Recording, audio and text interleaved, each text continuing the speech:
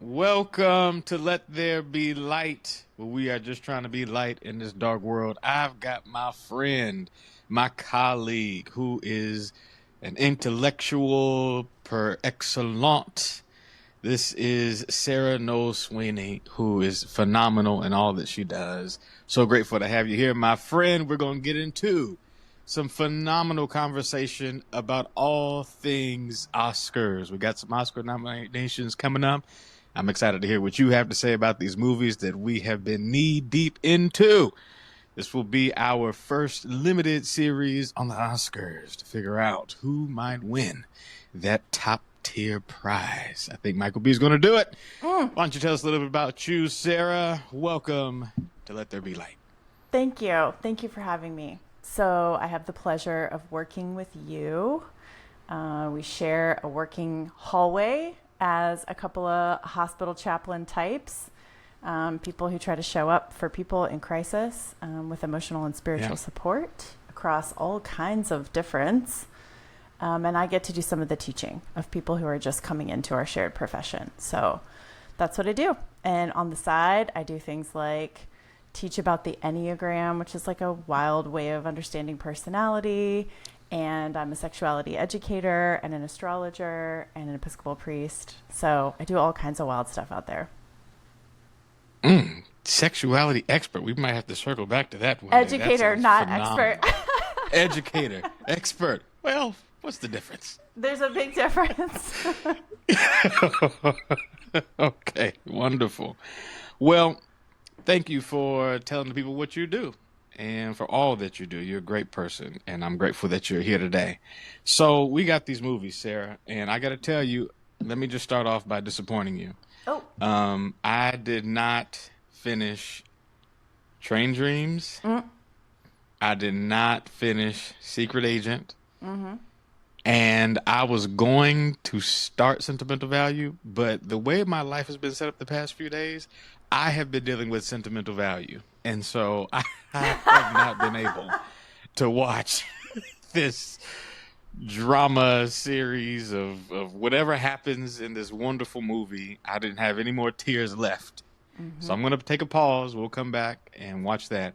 But where do you want to begin when you think about, or, a matter of fact, let's do this. Tell me why you think films are important. yeah. Well, it's been so fun to discover of the many things that I could talk about with you for hours and apparently annoy all of our coworkers in the process. Yes. That I have been delighted to discover a shared appreciation of film, a shared appreciation of going to the movies and then talking and talking and talking about the movies after we go. So as far as I know, you and I are not, we didn't go to film school. We're not experts in Right. film in that way. But we love to go to the movies. And when we find one we like, we both like to go more than once. And then we like to find somebody to talk Yes. about it with. And that for me has always been true. I grew up always in the basement of whatever house I was living in, with parents who wanted to watch movies. Some of them, they wanted to watch the same one over and over again, but always this sort of like family outing, going to the movies. And then for me, it became this thing that I discovered. I do like to do with other people, but I really like, my favorite way is to go by myself and just completely immerse myself in the experience of a film, like a world that somebody has built, like reading the best book, like sinking yourself into the best like piece of art. Like, to be in a film is to be immersed in like a world that somebody's built for you to like get into and explore, and like all kind of great literature, to get lost inside of it and then like discover something about your life through the lens of this other world that gets built. And I never get tired of that. And every year when it's like time to start thinking about film awards and awards season, all the way up to what for me is the climax of that with the Oscars, I just try to see every single film that's on the ballot in like all the categories except maybe the animation category. And then I just look for people who will talk with me about them. So Yeah. that's kind of where I'm coming from. Not an expert in any way, but just like a lover of going to the movies. What about you? Is it the Oh, same I'm for you with you. or different for you or Yeah, what is no, it? it's the same. I'm not an expert at all. I'm just a big fanboy. I think films, movies, TV early in my life were these ways of family gatherings. I remember being really little, my granny used to always watch some kind of movie and invite us to watch. I remember her laughing. I mean, still to this day, she laughs hysterically at some of the craziest, dumbest stuff. But she just the amount of joy and family time with movies. My aunt my TT used to gather us up and we used to watch the Star Wars series and she'd have like the M&Ms and the Sour Patches and the Yes. popcorn and just all these different bowls of snacks and we for hours would just pig out and enjoy the movies. And it wasn't until probably my love for like Grey's Anatomy in high school when I started to see like what these pieces of art were trying to do as a mechanism in the world. And I thought, okay, I see. This is like some ethics, some empathy, how you treat people. So, I mean, I didn't translate that kind of thinking until, or into movies, probably up until maybe college. And then I started realizing, oh, these movies like Fruitvale are really trying to say something about what's happening in the world. And the director's trying to have this conversation, and it becomes this dialectic exercise, and you're back and forth, and you're thinking of the director's choice and the beauty and all these other things. And I just realized it's not just about entertaining you, that there is some kind of thing happening here. And like you, I like going to the movies by myself because I hate going to the movies with someone and I can't geek out on the film. I mean, I will geek out on the film, but if you're not geeking out with me, then you have put sand on my fire. It's a And drag, I don't right? want that. I want to let it burn, baby, burn. Mm-hmm. And I think, like you, being able to digest the feast that a film offers is just as delightful as the film itself, right? It's not, it's like when you go work out and you get a good workout. It's not the workout that's tiring. It's the next day and the next day when you really Mm-hmm. feel the Yes. workout. And I You're think that's what movies are metabolizing trying to do. They're trying everything. to, Yes. yeah, they're trying to, you got to let the thing simmer. You got to let it soak in. So I love film for that reason. And even like silly little stupid films that are just made just for popcorn. It's a great experience to get away and to kind of tune out what's happening in the world. Sometimes you turn off that brain. But I like films that have good commentary. So all of these films have good commentary in them. All of them. These are the top tier. These are the movies that people go back and forth to see. Um, and I kind of want to save the big one for last. Let's do. I kind of want to jump into Should we what are hate? our, Should we maybe give we it? wouldn't say low tier, but Yes. kind of the, what'd you say? The ones we hate. Should we hate first? The ones we hate, the ones that we loathe, the ones that we say, get out of here, shoo fly, don't bother me. So, who do you hate? What movie did you hate the most this So, year? of the best picture nominees, right? We're not even Yes, going Best into Picture. other films that are not. Okay. Of Mm-hmm. the best picture nominees, of which there are 10, right? Mm-hmm. I Mm-hmm. would say I rank F1 as the absolute last and lowest. I think that F movie what? stank and was terrible. And I don't even understand how it made it onto this best picture list. So that's where I want to start with my number 10 ranking. Wow. I know. Sorry about that, but that is I don't even Okay. there's not even a That's your debate in my mind. not even a debate in your mind about it. That's tough. Okay. That's tough. Wow. I wasn't expecting that. You I weren't? thought we were on the same page. Yeah. Okay. I think Well, since you threw F1, I'm going to throw in Begonia. yeah, because that's my number 9. So I think we're Okay. we're Well, very close together here. jeez Louise. Okay. So, F1, story about this washed up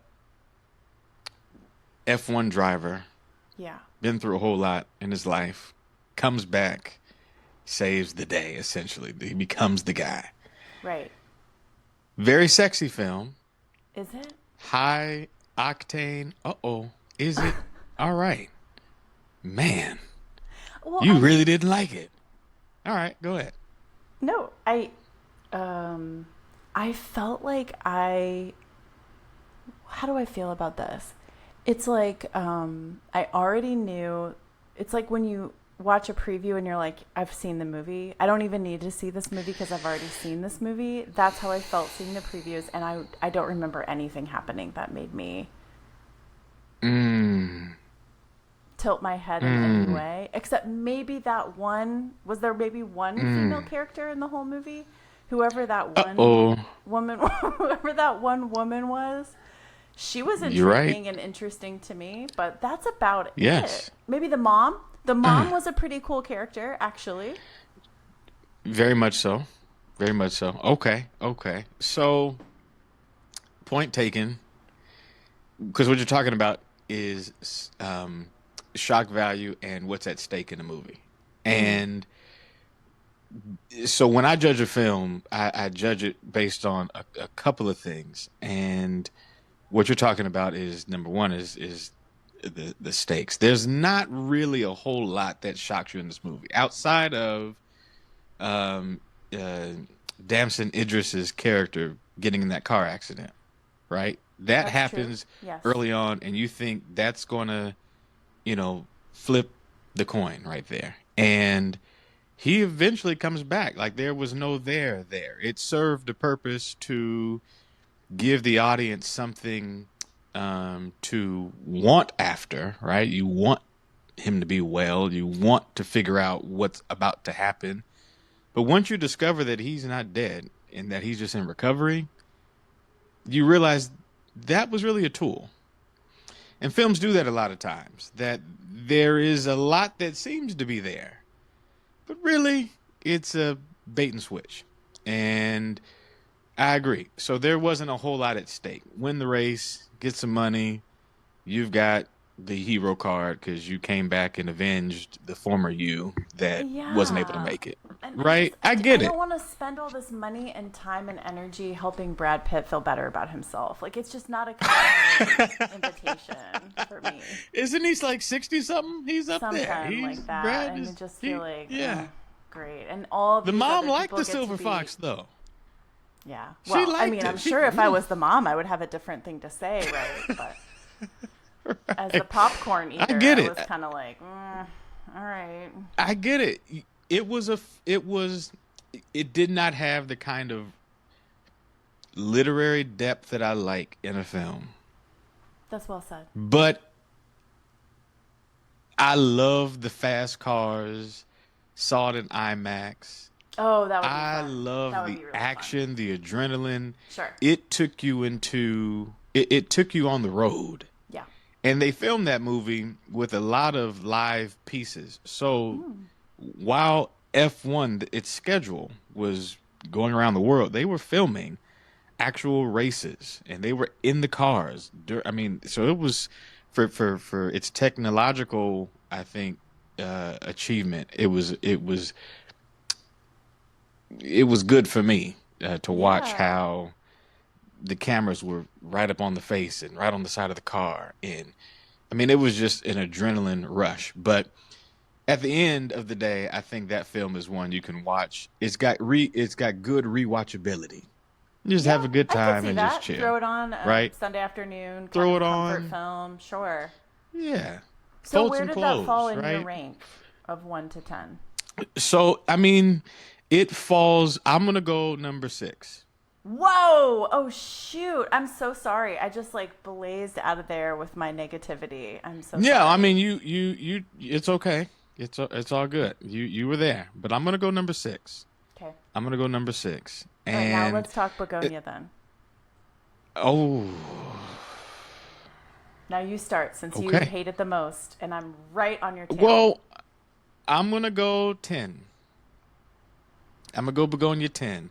I'm gonna go Begonia 10 because while the acting, and this is another thing that I rated on, the acting was there, really good acting, Mm-hmm.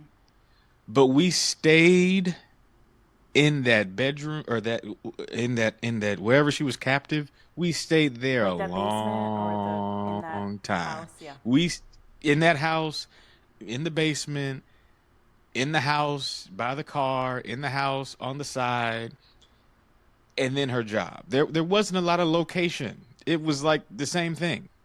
And Yeah, visually, visually. like Yeah. visually, the aesthetic, that's just something that I judge a movie on, is the visual aesthetic.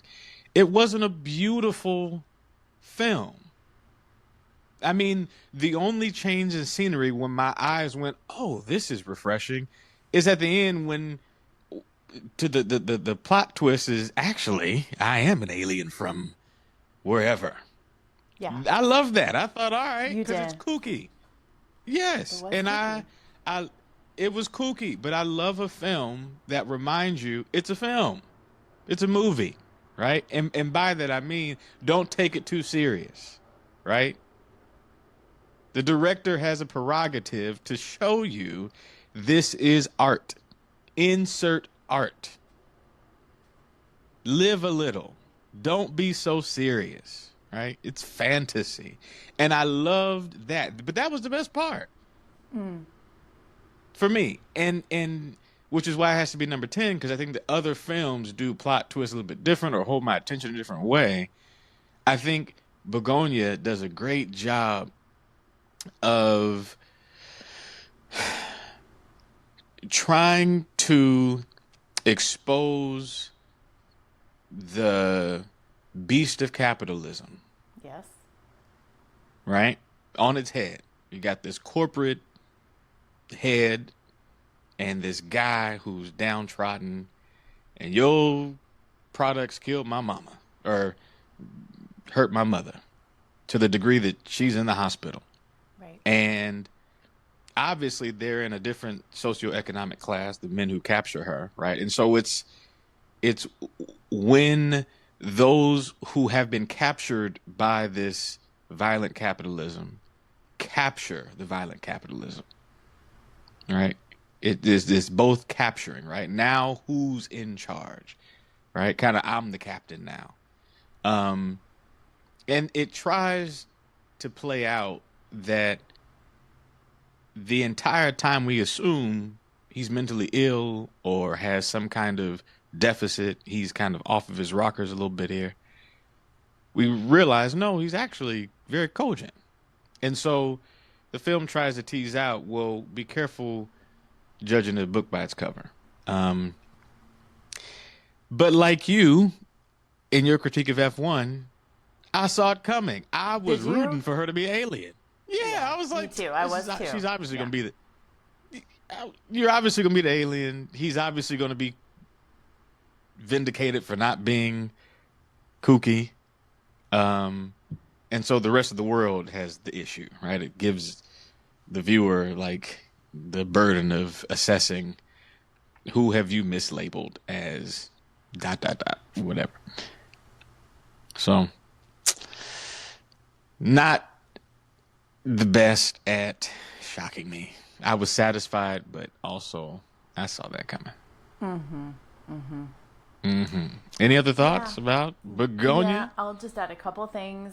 One Yeah. that I think I shared with you in a previous conversation, which is that I Hmm. feel like we're in a chapter where we're trying to find new and different ways to see Emma Stone with the least amount of clothing on as possible. And I'm Yeah. kind of over it. Like, um, yeah, that felt like a plot device in some ways. um, but I will Mm. say, I thought Jesse Plemons' acting was absolutely awesome. And so Hmm.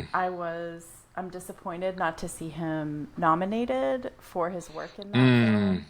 Um, Hmm. but that's not enough for me to put it in a Best Picture category. And Hmm. um, I totally agree with what you said about like visually, it just wasn't as compelling.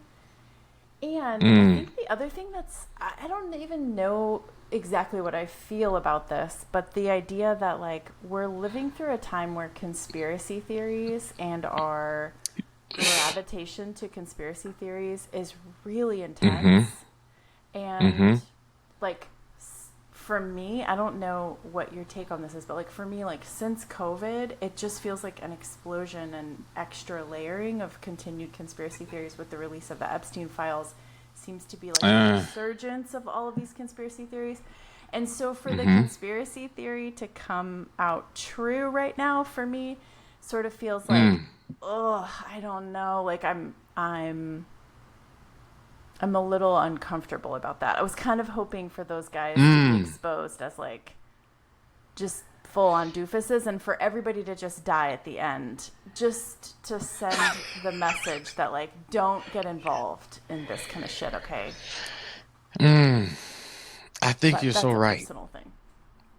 No, I see that because there was a part of me that wanted them to be exposed as well because we have a situation where AI, disinformation, misinformation, flat earthers, the fabric of what a fact is tethering.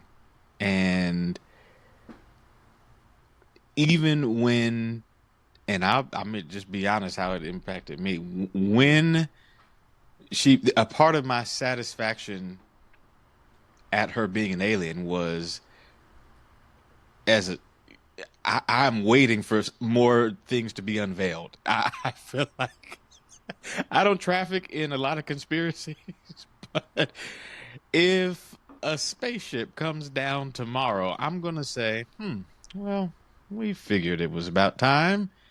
Um, They're supposed to be there's releasing been some so files much. on UFOs coming up here I sometime, mean, right? there's so much happening, right? And I guess after COVID, nothing. There are a lot of things that shock you, but surprise. Like, are we surprised about Mm. certain things? Like, there is a normalization of unpredictability, right?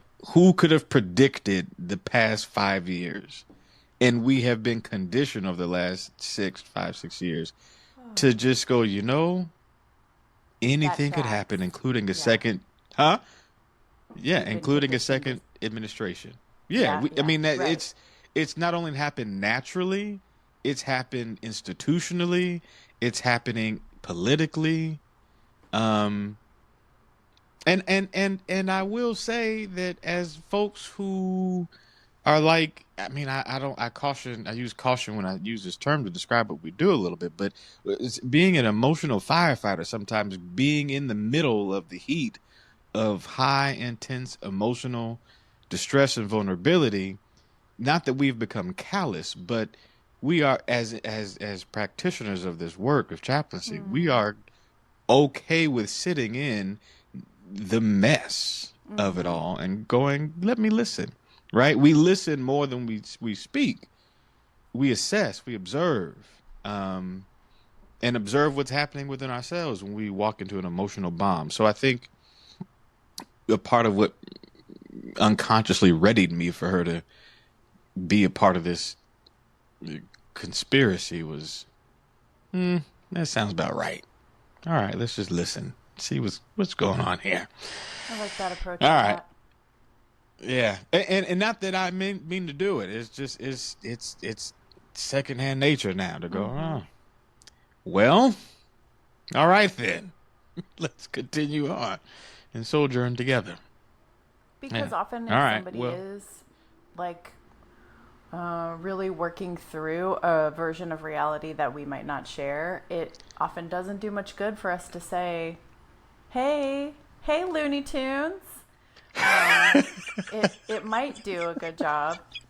It might actually help if we could meet them in the place of distress, right? Which and nobody was meet them doing for there. these brothers. Yeah. I mean, they were by themselves. I Yeah. mean, I think that the most. Oh, it's a good point. That you raised because it's making me think. The point that I was shocked or that I was aghast was that she. I couldn't determine.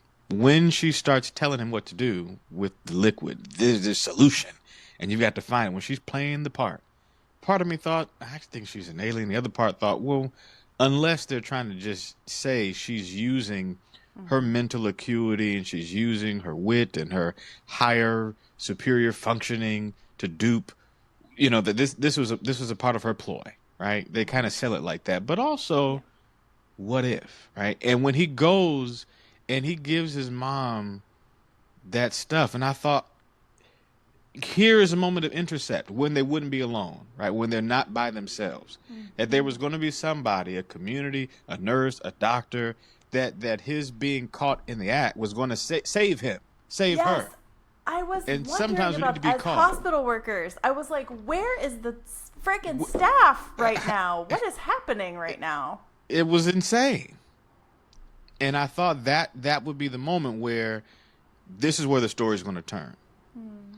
And not that we turn stories, but I think in a lot of the work that we do, we can help accompany folks in that mess, in that madness. And I thought there was nobody there. He just got out of there, killed his mama.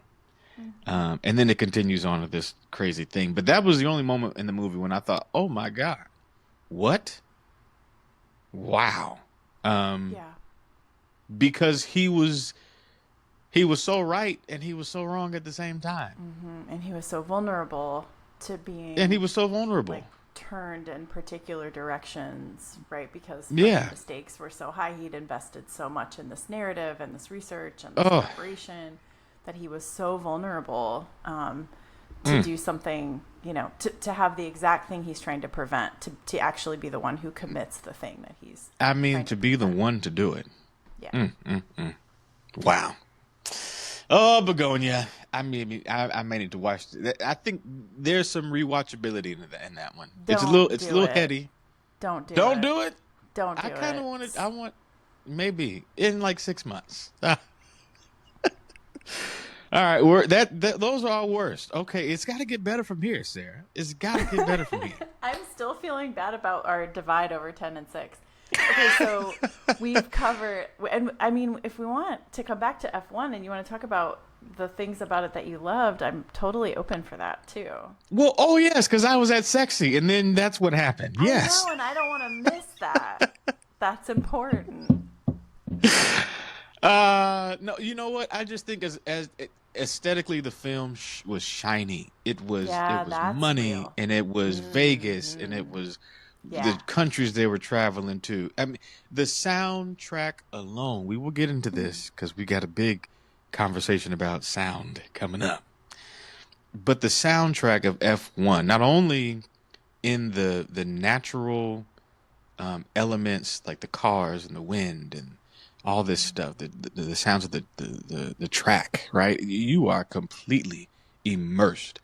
But the music, the score, the score sang. I mean, there are movies that have music in it, and then there are movies where the music drives it, right? I can feel myself stepping into some driving puns on accident already. But the music drove that movie. I that, mean, that makes me want to go that back and is, give it another chance. and you want to, and just to enjoy it, just to have the your senses um perked up. I mean, you are just. I mean, when I watched it in IMAX, I couldn't believe the music just sings, and that's a part of it for me. Begonia didn't have that kind of. There was no True. pace to the music. You didn't think about the music, but the music is more than I think sometimes more important than the writing because F1 didn't have any.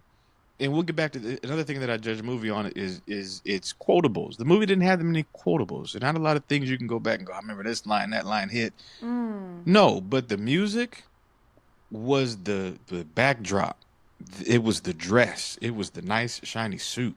I don't know what this person about to say, but they look good. They smell good. Everything is about to be good. Um, Yeah. and there was a lot of joy. I want to point out joy. Like F1 had a lot of joy. The joy, I'm going to go a little deep here. The joy of both of the men, the young man, the old man, both at the casino table when they're playing poker. Poker. And the woman asks him, what do they have in common or something? And one of them, I think Brad Pitt says, um, his dad died at like 13 or something like that. And then she looks at Idris and or Damson Idris and she goes, 13, huh? And they kind of have this moment where they Right. realize, oh, we're more alike than we're not. So there are these micro moments of reconciliation along their journey that is more satisfying than the writing itself. It's not in the language, it's not written, but their chemistry, their eye to eye contact. Like when Brad Pitt comes back to the track and it's a callback moment because earlier he had been running with the team on the track in the morning, the first one there. And Damson comes and the mechanic goes, "Where you been?" He says, "I was doing whatever." And he says, "What time did he get here?" He goes, "He was the first one here." And he realized he's not taking my team. I Mm-hmm. have given my team away. I've not led anything.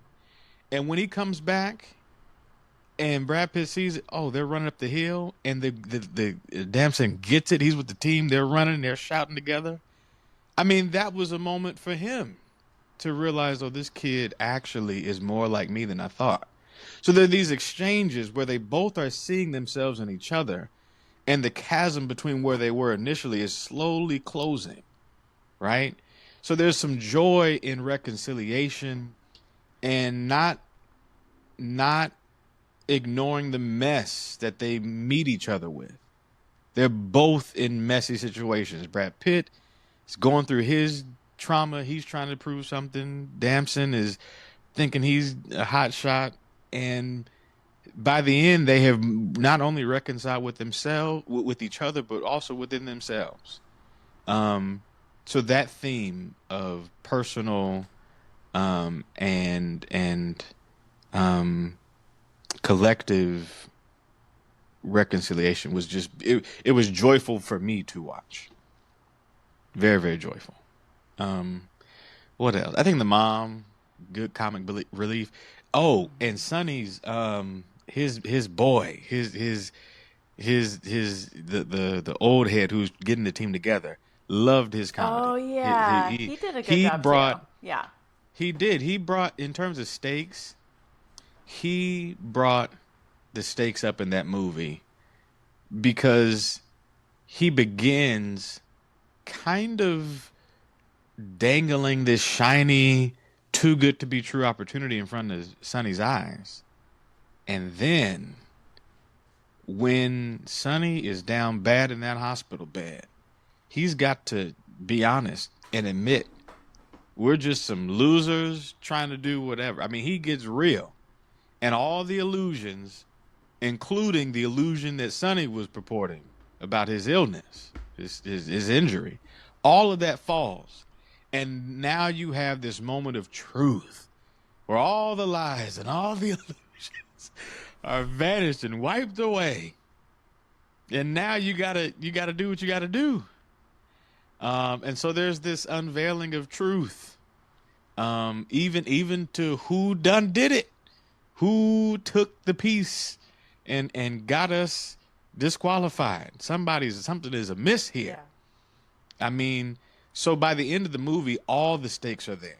Um, Personal stakes and whatnot, and this corporate stake and this board and all this stuff. But I like that the movie does. It takes itself serious. It does take these themes serious, albeit a sexy, shiny, fun little popcorn movie. And I love that at the end of the day, he's flying in these sand dunes, wherever he's bored, but wherever he's at, he's just flying. And I think the song is like "Flying High" or something like that. And I like that he was talking about flying, getting to this moment where he can fly, and you get this moment, and his boy goes, "What's he doing?" He's flying. And then I mean, they also had the line like there's like maybe two or three quotables. He goes, "It's a miracle. I've never seen one before, but it's about to happen now." Um, yeah. So that anyway, it's a good. If y'all haven't seen F1, you need to go see F1, or you need to turn it on. It's a great movie. I think it deserves to be in the category. That was a good speech. All right. We love a Thank you. redemptive arc, don't we?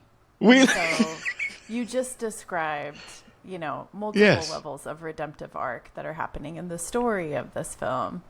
And yes. you're talking about like the sensory invitation that the film also gives you. So you've got this great story, but you're enjoying yourself the whole time. Um, yeah, that's the making of a great American movie. What you just described, Oh, for sure. I just don't buy it. emphasis That's on the it. only You problem. just, That's the only problem. just don't buy it. Yeah, I get it. I But you understand. kind of got me as you do. Part of what I enjoy so much about being able to be in relationship with you is that I can get swept up in your vision of whatever it is that Mm. you're talking about. And so now I'm like, damn, I really missed it with this F1 ranking. Like, I need to go back and try this again. You ain't missed nothing. That's just what I felt, and it I just love to hear I it. I yeah. Well, I appreciate it. I'm grateful whenever I'm able to sweep you up and see you looking at the stars because I just be glazing at the stars and can overdo it and be like, "You're so dramatic, man. Calm down. It's a movie. Relax." But that's what it's All right. about. That's what it's about, man. That's what it's about. We're supposed to get Got swept to up. get in there. Get worked up. What's the point of going if you're not gonna get worked up? If you're not gonna be there, and I get worked up, Sarah.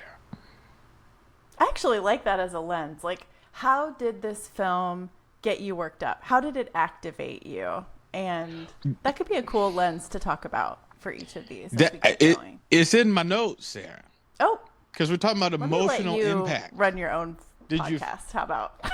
No. No. This is flowing right. This is confirmation that I know what I'm doing here. Because I'd be like, I don't know what the heck I'm doing. I told you how the setup and everything, but the emotional impact. Yeah. Like, if it doesn't make me feel nothing, what am I doing here? Yeah, When I was an I don't undergrad, I have used to time for say, it. it ain't. I don't want a religion that I couldn't feel every once in a while. If I'm just sitting there, and there's some movies on this list that I was just sitting there and almost got my black tail up, but I didn't Have you ever because left a I ain't feel movie? nothing. Have you ever stood up and left? No, I have wanted to. I have wanted to. And the time is coming. I wasn't mature enough to leave. I didn't Oh, know I no was better. thinking for me the opposite. I wasn't mature enough to stay. I don't even remember the Oh. name of this movie, but it was some kind of like Mm. Western mixed with sci-fi. It was really, really bad with like bad jokes. I can't remember. I was like a young teenager, maybe a tween in the Mm. 90s. Those And tween years. yeah, but very rare because I feel like when it comes to a film, when it comes to a movie, there's Uh huh. something in there for me to appreciate, and I'm just gonna Uh huh. settle in and find it. Like You got to find it. that's the one. I guess that's one place where I'm less cynical than I think I am. It's like I'm gonna Mm. find the thing that I can appreciate here. So very rare for me to get up and walk out. Okay. Okay. I don't know what it was for me. Um, but I know recently, and I haven't watched it all. Does it count if you walk out of a movie, if you watch a movie at home and you just stop it? Is that the same kind of For vibe? me, that's different. I feel like that's a different thing. I feel like Mm. that's a different thing. Cause To getting it get from the up and movie, if walk you drove to out the movie, exactly, you sat and down, the you popcorn. there's more immersion that happens depending on your home setup. There's probably more immersion when you like take yourself to the movies. Like I can Mm. go like I went and saw that Barbie movie that was supposedly such a Uh oh. phenomenon a couple of Uh summers ago or oh. whatever. And I was Uh huh. like, ugh, I I'm not involved in whatever this is. This isn't for me. I'm not participating in this. And I went back again because I was like, I know okay, people who gonna get you for this. I'm let them come and let them Let them convince me. get you. Let them Horatio me in, get me No, swept up into the I'm Barbie not a verb. I'll be phenomenon. a verb. Yeah, I'll take it. Oh man, friend. Yeah, I'm hard pressed. I know it's happened. I just think, and you know what? It should happen. Every now and then a movie. You should, if you are a real cinephile, something should bother you enough. There's a standard that you should have, and you go, you know what? That's below the standard. Yeah. How dare you convince me? How I dare love you? it. Oh Let me spend this gosh. money. I don't. You know what happens? Oh, I didn't mean to go here, but I feel it. Marvel does this. And I love y'all. Love you, Marvel. I think you got the Holy Ghost, but y'all be messing up. Marvel messes up. Let me tell you why How Marvel so? messes up. Marvel messes up because Marvel will have a fire trailer. I'm talking all the glitz and the glam. I'm talking all the right flashes of light, all the sound. And sometimes the very scenes with the fun sound isn't even in the movie. And they'll dupe you. Oh, like an editing sleight of An hand. editing snafu. So you be eating up. Oh, this gonna hit. Then you get in the movie. Where was that scene and where was the music? Sometimes the music that they use for the trailer isn't on the soundtrack at all. Disappointing. Beyond. I will get on my Marvel soapbox later. But the movies that I have chosen not to attend have been Marvel films.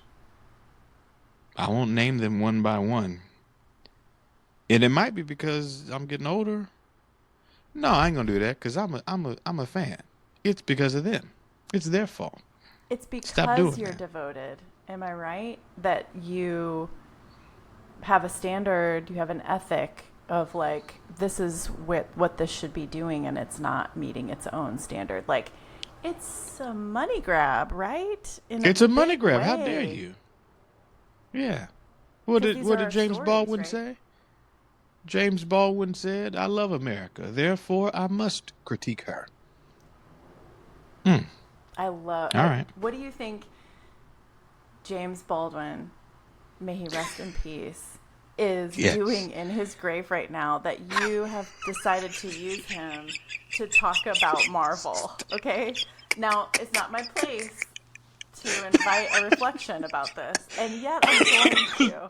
I I should know better with you. I should Ooh. know better. I I felt should a know. little bit like, ooh, I'm not sure we're allowed to use him like that, but again, Uh, the rules for us uh, may be different on this point. uh,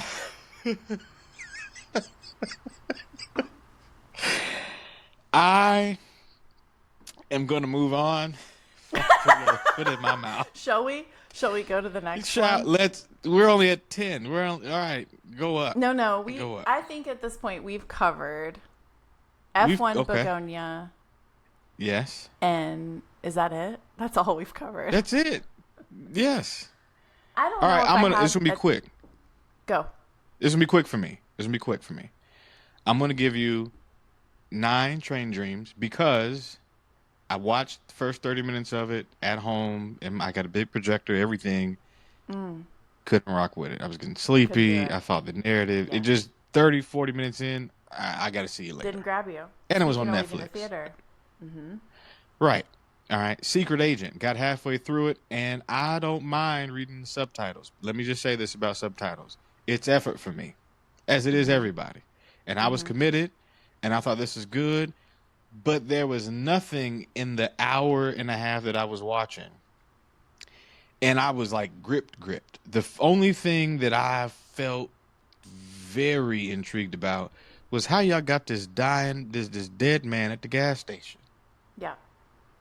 And I kept seeing the mob and these tapes, and it doesn't tell you that what you're watching is almost like what happened, that that is being narrated, right? That this is somebody's Yeah.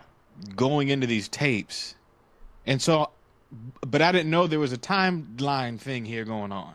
It took me a while to get that. And there's a lot of back and forth. There's a lot of stuff with the son that I thought was going to be the thing. Oh, his baby boy. And then that's not really a thing, right? Right. And then it's this shark, and it's just it's a lot going on. It's its own piece of art trying to communicate something. Sure. And every time I'm trying to sit into what are you trying to say to me? I guess I didn't get to the other side yet, but I could not answer. What are you trying to say to me? What are you landing on? I don't know what's happening here. Um so what happened was I would tell you I rented it and I had like 24 hours to rewatch it or to watch it, and I didn't realize I only had 24 hours. So I started it and I was like I'm going to go back the next day. It was too good to be true. It was gone. So I got to go re-download it. So the reason why I haven't, because I'm like, do I want to pay this other $12 to watch half of the movie again? And I didn't know what was going on. I But mean, you can tell me. I think this conversation is helping me give myself permission, and I think I hope this for everybody. Give ourselves permission that if the movie doesn't grab us, maybe it's not for us. Like, if I have to work so hard to appreciate a movie, then maybe it's not the movie for me. And this is what maybe separates us from like an actual film critic or like an Yes. actual expert in this art Mm-hmm. form. I am a Mm-hmm. consumer, an enthusiast Mm-hmm. at best, perhaps. Mm-hmm. I dabble, but I don't, just like a particular wine that my dad has given me like an essay on why it's a really important wine, and I'm just like, yeah, I like it, I don't like it. Yeah. I'm okay letting that be how that is. And I hope we do that with film as well, right? I hope we don't Yeah. lose sight of like, this is here Yeah. for our enjoyment and our stimulation. Mm-hmm. And it did Mm-hmm. not activate you. Train Dreams and The Secret Mm-hmm. Agent, they did not activate you. Mm-hmm. I want to say about Train Dreams that I was totally pulled in by this film. The premise of the of a story that takes place within this logging industry in this particular time period was super captivating to me because of my understanding of the danger of this profession. Mm. That still, even to this day, like being an arborist, being in the logging industry, being in a part of professions dealing with trees, is like some of the most dangerous work that you can do on Earth, even now. And Mm. certainly at this time period with these like migrant laborers moving Mm-hmm. from place to place to participate in this building of the railroad. Mm. For me, talk about visual like stimulation and invitation, I felt totally pulled in to the idea that we are, and you know, you and I both have history in the Bay Area. Like, this is Mm-hmm. a part of the world where I can be reminded how small and insignificant I am when I am Mm. surrounded by the sequoia redwoods, the giant redwoods, like of the Bay Area and the North Bay. Like, walking in those places, like in that, like in Muir Woods and those places around there, where you just realize like Mm-hmm. these trees have witnessed the changing of the earth over a totally different kind of generational time period than I have. And Right. to even dare to be a part of like bringing a tree down is Mm. such an arrogant and bold thing to do, and yet huge part of our human experience. And then for me, the story inside of that story that was so compelling was about grief. So I don't think he Mm. probably got to this part Right. where, Sure. because of this consuming fire, he loses his family. And there is, as we talk about in our shared profession of chaplaincy, there's a special kind of grief, like an ambiguous grief, where there's no closure. So he never gets to know if they are alive and somewhere else and they just never Mm. came back, or they think he's gone forever. And so he has to live out the rest of his life in this semi dream Wow. state, wondering, will I ever be reunited with these people Mm. that are like my reason for being on this earth? Instead, he becomes the old migrants that he was formerly traveling with and mentored by and coming up under, so until he finds himself to be this sort of approaching senility, traveling older man who Mm-hmm. cannot make a living at, like, on his own physical labor anymore, and just Mm. sort of has to find a new reason to be alive. And so the movie is sparse in its kind of presentation, but rich in its sort of setting in the middle of all of this, like, vegetation, this particular place on the earth for this particular reason and time. And so for me, it was like captivating from the perspective of like trauma, grief, and like Mm. a kind of niche of American history that is the logging industry towards the building of the railroad. Mm. Wow. I have been swept up by the Yay! trees and the Oh my gosh. redwoods. Horatio got swept. Go find Point for the Sarah. dustpan and sweep me up. So I gotta that's give my it a thing on second Train go. Dreams. Yeah, give it a second go. Again, I think it's probably like it's not a good.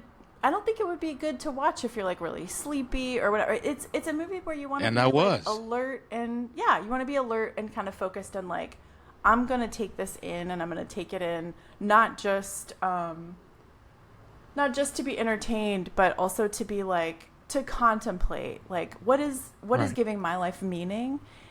Can Right. I pivot? How agile am I inside of my Mm. vocation, inside of the life I've Mm. built for myself? I think for me, that's what the film was really helpful to do. So, what distinguishes this film from the others that we've talked about already is that this film sounds, as you've described it,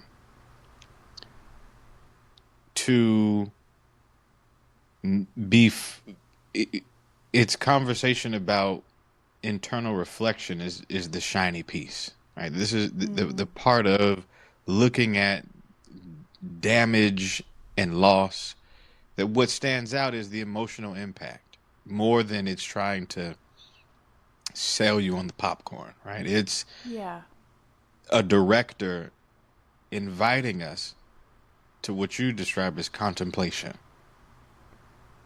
Yeah. For me, yes. perhaps. The Yeah. contrast between our insignificance as Mm-hmm. these little humans crawling around like ants, dwarfed by these Mm-hmm. trees, kind of at the Mm-hmm. mercy of these trees, and yet trying to have agency with them. And then Mm-hmm. inside of that, like, what makes life meaningful, and like, would I Mm-hmm. be able to recover if the things that Mm. I had decided made my life meaningful were taken from me? Mm-hmm. Would I how would Mm-hmm. I be able to live the rest of my Yeah. days? Would you say that that part of the film is that communicated, this kind of compare and contrast? Is that communicated through the writing, the narrative, or like is that more visual? Because I see you lifting up your hand, describing the trees and the forest, and it's sparse, and you said it's sparse in one way and large in another. And I just visually, I wonder, like sometimes you got to let the aesthetic and the visual communicate the message. That the visual is as much as a character to communicate what's happening, just as the writing is itself. Like in my Yes. mind, I'm envisioning his smallness by a big tree falling down, and you just Yes. seeing visually the difference. Yes, we're Yeah. fragile. And I hadn't, thank you for that question, because I hadn't even put this together till you asked. That fire is this Mm, great equalizer in the film. Like, mm, fire takes the trees and it takes the family and it takes mm, the life. And we're all kind of reduced by Mm-hmm. the consuming fire. And so like Mm, when we get spit out on the other side of a consuming fire, like what are mm, we made of? What's left? So yeah, mm, I think I think the trees and the fire become really important and very pretty lush visual symbols of like mm, destruction and rebuilding that comes with mm. trauma and grief. Yeah, I got to see it. I think I'm going to definitely rewatch that before I watch uh, F1 again or Begonia. Okay, I like Yeah. that. Yeah, yeah. Okay, I So like the I use don't of the know word if I lush. have. I feel like I don't know if I have. I'm not going to be able to do Secret Agent justice. I feel like Secret Oh, Agent. please help me. What? Yes. Yeah, it's an incredible film, but I feel like inept, ill-equipped to sort of prove that in this conversation. But I'll say a few Please things. try. I think you can. One thing I'll say is, oh, and I'm already messing up because I need that guy's name, the actor, Oh, oh, oh. Wagner Mora. Yes. I'm not sure that I'm pronouncing It's his name okay. correctly, but Okay. I would say the guy from Narcos is the way that I would talk about this guy, which is pretty ignorant, but yet this is how I Sure. know him, and this is what made Yes. me excited to see this film. I think his Yes. acting is incredible. His muted, he's like committed as as the person that he plays, and yet plays that so like understated. It's kind of like an Anthony Mm-hmm. Hopkins kind of way of approaching a character. Is like just play it light, play it underdone. That kind of Mm-hmm. makes you like you just kind of like get really like eager for it. Like what's the slight expression that he's going to have on his face that's going to make Mm. me get really excited. I loved the feeling of being drop kicked into what felt like 1970s Brazil. Like I was Oh, like, yeah. I want to go to Carnival. Like let's go. Like let's And wear it's the short season. shorts. Yeah. Yeah. Like Go get let's wear yourself. very little clothing in the summer, Uh-huh. ride around in a VW Beetle, go to Half Carnival. naked. Yeah, I was into that. I was like, take me to that nostalgia. Like that nostalgia got me. So already I was like pulled in. I don't mind a Yeah. subtitle. Like I don't know how to say that without sounding like I mean, I don't really mind a I subtitle, know. but I I know. don't. I I'm with you. really am like I'm here for it. I think my where I come from on that is like I don't want to miss out on something just because I'm a stupid white girl who can't speak any other languages. So like I'm going to be reading those subtitles because I'm not going to miss out on this experience because I cannot Yeah. speak this language. Like I'm in, so I will study. Yeah. I will do my like on my trifocals as my middle-aged woman. I'm like down here, I'm up here, I'm Yeah, you down do here, your I'm up here. Like squinting, everything. I'm I'm up with for it. I'll do it. you. Yeah. Yeah. I think the like a caper adventure kind of feeling that I got from this film, like the way that it sort of the nostalgic, even like cinematography of like zooming in on the guy who's like down the alley and then like the Mm-hmm. zooming out and then the zooming in and we've got like kind of like jazzy Mm-hmm. what's the style of music of Brazil. I feel like I'm an idiot right now. Oh, don't The ask bossa me. nova, like the bossa Bossa nova kind of Nova. music feeling in the Yeah, yeah. background, and like we want to like find out why all these people are invested. And I don't Right. know, it got me. Like I got It into it. It got was you. funny.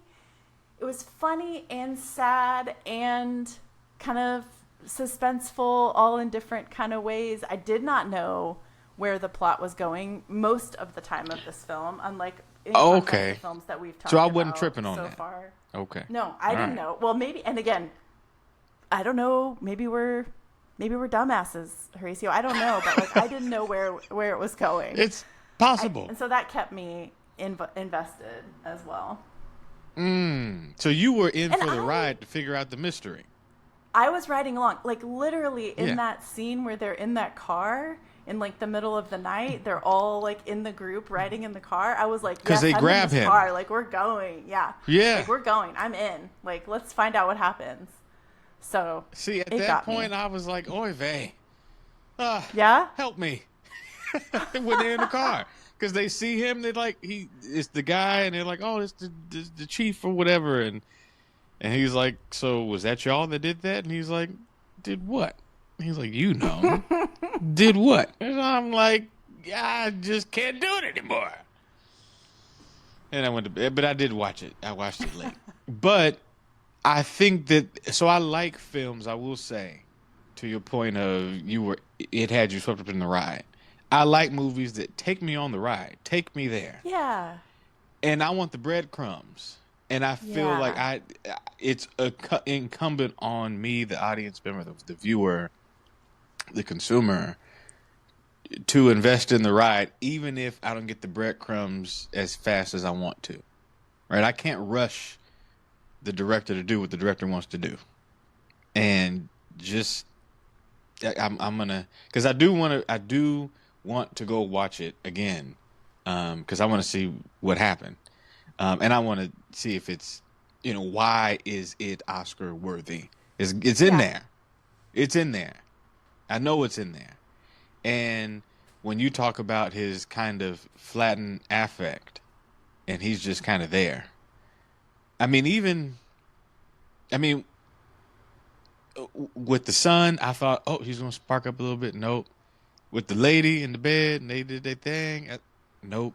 And he's sitting down trying to figure out what he's gonna do next. And just there was like a stillness that I thought it maybe looking back now was a little uncomfortable with. And I thought, Mm-hmm. what's going on? Like he's obviously panicking. He's obviously like, am I in trouble? He's obviously like, I got to get out of here. But until you pointed it out, I didn't recognize, oh, it's a flat affect. He is just kind of even keeled on everything. Um, Even when we're introduced to the elder woman who was showing him around the apartment, he's kind of just looking Yes. around. This is it. There were there are these moments of joy that's there embodied, but I thought, man, what's going on here? And I think it was that affect. To the actor's credit, that he could play that, and I assume he's the secret agent, right? That's why he's got to be chill and not, Yes. going off at any moment. So that part I can buy into, I can invest in, and it's very much so a well played role. Um, and I guess the obvious thing I created all these different categories on how I judge a film, and the very last Mm. one that I put in there was the acting, dummy. Yeah. It was the last Like, you thing. just want to It's just the the acting, the and nuance, the for me, choices. yes, for me, if I'm too aware that these people are acting, then Hmm. I disconnect, right? The Yeah, sweeping up that we're talking about, the escape into world building that we're talking about, if I'm hyper aware that this actor is like trying to get me to believe that this right. person would say or do or move in this particular way, then I get unplugged from the immersion that we're Yeah, talking about getting so excited about. And this guy, like, I would go he's wherever there. he told me he was gonna go. I would be like, You're in the yep, he's that Matrix. guy. He's that guy for Yeah. sure. Okay. I'm gonna give it a once over again, but I thank you for doing justice. I think you sold it. I think you did. I think you did. That was definitely what I needed to hear because I thought if this thing doesn't turn the corner, I'm gonna flip a table. Well, again, I think it's really important that we model like giving permission. Like, just because Yeah. these films got nominated does not mean we have to think they're great. Like, I would never want Yeah. F1 on the list, but you would. Yeah. And Well, I so, mean, yeah. yeah. I'll tell you who I don't want on the list. I mean, it's on the list because it's an important film. It shines in the end. right, jump right in. Did you watch Sentimental Do it. Value? Because I'm about to go to Hamnet. Yes, but I don't Go want to to. go to Sentimental Wait. Value. Let's talk about sentimental value really quick. Now we're Go just ahead. in the like Sarah chapter of the podcast, so like Yeah, no, hopefully because people I know didn't they watch can it, so just this like is fast perfect. forward through all of these middle parts because they are not here to hear my take on these movies. Yes, But they are. We are here for you. sentimental value for me. Oh my goodness! So I'm gonna do my best to build a bridge from some things you liked about F1 to sentimental value. So watch this. Okay, Watch build what I do it. here. Yes, I'm watching. Okay, so to start with, and we'll start with story. So the story is this filmmaker is coming to the end of his arc professionally. See, but Mm-hmm. we've got the Mm-hmm. Mm-hmm. funny I'm right character with you. thing going. Okay, all Yes. right. So he's coming to the end of his arc and he wants to do this thing that he's never really either had the courage or the resources or it hasn't been right to make this particular film. And it's actually Mm. a film about his own life. And he Mm-hmm. decides that the way he wants to do this is for his daughter, who is a very complicated stage actress, Mm. to play this character in this very important character in this story.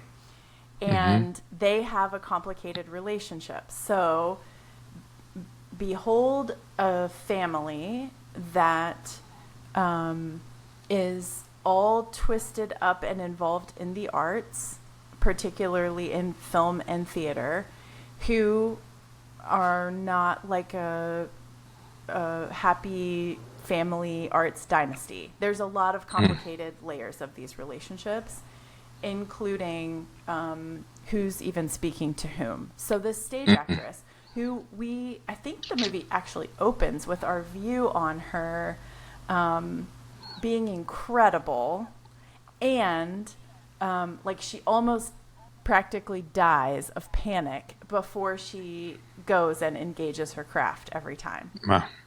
So we are introduced right away to like her very complicated relationship with how amazing she is doing this thing, and she's certainly got her own like relationship with her mental health going as an arc through the story. The dad, Stellan Skarsgård, which I mean, can we just talk about the Skarsgårds having their moment right now? Like Mm. this dad in real life has 7 children, Alexander and all these other sons, What? and these actors that are just like crazy amazing. Anyway, so that part for me is also cool because he's playing the dad who has Mm. acting children trying to do this project where they're together. Mm-hmm. And the daughter says no, and so Mm. in comes this other character, played by Elle Fanning, who Mm. is going to play this character, and it just doesn't work. So I find it to be a really tall order to make a film about the making of a film. Just like I just went and saw Sure. last week a play that was about the play is auditions. The play I saw last week was the playwright holding auditions for a play that he wrote that's based on a book. So we've got a play inside Jeez. of a play that's based on a book. So it's It's a like little bit that of that. egg. Yeah. Yes, it is. It's like, Mm-hmm. yes, nesting dolls, the egg. Mm-hmm. Yeah. So the acting in this movie. So the story is compelling enough. We've got family trauma. We've got some sibling stuff. I really think, though I don't have faith in the Academy to award the Best Supporting Actress to the sister character, but she's also up Mm. for supporting actress. I think she Mm-hmm. would be amazing. She's my vote. Mm. There's all kinds of like family trauma, and you're like revisiting the past through the telling of the stories with each other. But the acting in this movie is what carries it. There are beautiful scenes like staying up all night on this beach and sitting at this table trying to like inhabit and incarnate these characters, all of that, and all of that is great. But the truth is, Stellan Skarsgård is a phenomenal actor who Mm, can conjure the complicated feelings and thoughts of a dad who's trying to figure out how to pull off a last good chapter and an epilogue, and it's not quite working. And he's also trying to redeem hmm his family story at the same time he's trying to make this like do this project. mm, I ached for him on the brink of like dissolving into and like fading away in his career. Like how is it that a film could mm, get me emotionally invested in some Scandinavian guy coming to the end of his filmmaking career? Like, since when do I care about something like that? And yet, just as we're mm, moving through the childhood home, trying to figure out how to stage the scenes of this film that they want to make, it's his mm. actual childhood home that they get into to make this film inside of this film. I'm like, Wow. I'm trying to like peer around the corners of this house and see if the sister and the dad are going to have a confrontation, or if the other sister is going to like try to mediate. And is Elle Fanning, who plays this American actress, is she just going to get kind of left in the Scandinavian dust and just have to like crawl her way home Mm, after having been convinced to participate in this film anyway from the beginning? Um, so I say it's about family. It's mm, about like, you know, when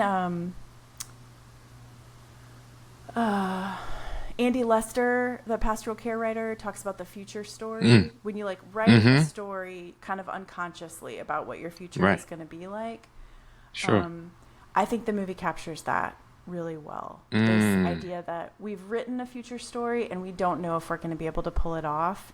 And we don't even mm, know how we want to pull it off. Do we want the like great American actress who's going to like make us famous, or do we want our daughter who we're not sure really like loves us, how we want to be like loved and mm, seen and known?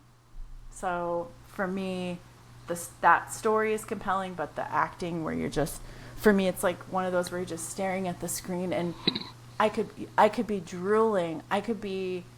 I could have the most idiotic expression on my face, but I'm just completely captured by like, I believe them that they are these mm. people and that they are facing these dilemmas. Yeah. Yeah. It sounds like it's a good mess. Yeah. Sounds like it gets emotionally messy. And I think that's why I've been like, I don't know if I can handle it Not right up for now. it. Yeah. I mean, Not again, right our now. our our I work just got all back from day a is funeral. is So it that, was like right? I just Yeah. all the I got it. I'm trying to just stay I'm trying to stay uplifted. And Yeah. so I feel like that's one that yeah, I mean, I think the title sounds like it captures what's happening in the movie, which is Right. this value for sentimentality, right? There's this future story. There's a sentiment in this future that they don't even know how it's going to unfold yet, but there's so much in the value of it that some stuff comes up. And so I was looking at the genre, and when I saw what the Mm-hmm. genre is, it's like it's drama, relational, something, and I just is like I got it because that's one unlike my experience with Train Dreams and Secret Agent. I feel like I'm going to be crying. Yeah. I feel like It that movie is going to be hitting on some family dynamics that I was just around a whole bunch of family, and I was like, them dynamics are already there. And when the dynamics be dynamicing, get a mm-hmm. little dangerous. Yeah, you don't Um, want to necessarily add fuel to that fire right at this moment. and it sounds like this movie does a great job of dealing with those family dynamics. And if it's Oscar worthy, then that means it's going to be messy and it's going to be parallel. It will have themes that's parallel to what's happening in our relational lives. What um Was there anything in that film in terms of like family dynamics that it threw you back into your own life in any kind of way? Um, I sometimes appreciate those films, and other times they can be very much so triggering. But it's always I don't know if the word is cathartic, but because I think cathartic is like a release. But there's some reality, some grounding in those kind of films. Was it like that? Was there a moment like that for you in this film? Yes. Okay. There is this moment where the little sister, the older sister, I think panic attacks herself over the edge and withdraws completely professionally and just kind of sinks into a depression and is not leaving her house. Mm, And her little mm-hmm. sister shows up to sort of resuscitate her, or to try at least. And they're on the bed together, just kind of talking in a way that I Mm, recognize in a deep part of myself as a sister, and particularly as an mm, eldest sister. And they're on the mm, bed, and the little sister and the big sister says, like, how are you so normal? Like, I'm having a nervous breakdown. We had the same family, like we had the mm, same life experience. How are you like so well adjusted as a person? She has a family, she has a normal life, she can participate in the film or not participate in the film. It's sort of like it's not wrenching everything like it is for the eldest sister. And the little mm, sister says, because I had you. I always mm, had you to like look at and check, like, is everything going to be okay? I mean, the buckets of tears that mm, were like right under the surface for me as the eldest sister, whose little sisters have literally looked to me and said, "We just looked to you to find out like how bad it was. Like, are we okay? Are mm, we in danger? Like, are we, how big of a deal is this?" And to realize that like I never had that. I never had somebody to look to and go, "Are we, is this?" So I had to be the barometer and mm, then be the one taking care of the younger sisters. And then the fallout for me emotionally and mentally, I really recognized that moment where the oldest sister realizes, like, oh, not having a big sister means I lived a mm, different life than you did. Deep mm, resonance for mm. me there. Deep resonance. Yeah, I could even as you're describing that, I'm looking at things in my life recently that has happened, and I'm like, if I would have saw that scene, see, Yeah. it was some Danger, last danger. week that happened, and it real quick side note, my mom called me. We were talking about travel plans or something, and she was talking to my sister about whatever apparently, and um, my mom had opinions on what my sister was going to be doing and traveling and whatnot, and she says to me, "Well, your sister said when I talked to her, she said, well, I talked to my brother, and I'm still thinking about it." And I thought my mom wanted to tell me that. I said, "Well, what I got to do with it?" My sister's a little spitfire. I love my sister. She's fantastic in all of her ways. But I've always been the big brother, and she don't mind punching every now and then. And she just little sisters do that. They just be punching because you big brother. They say whatever out the side of their neck sometimes. And I forget sometimes because she's so grown and doing her thing and got a good job, just living her life. And I forget at moments I'm still the big brother. But in that moment, when my mom said, "Well, she said she talked to you and she was going to think about it," and I said, "Oh, well, using your brother as like a counsel, whenever we talked about whatever we talked about, I didn't realize she was really like, well, my brother said so." The weight that you But that is a carry, reality, being the the eldest sibling. Yeah, there yes. is a recognition that, as you said, um, it, it is a different life. It's a very different life, and there's just a lot of emotion with that.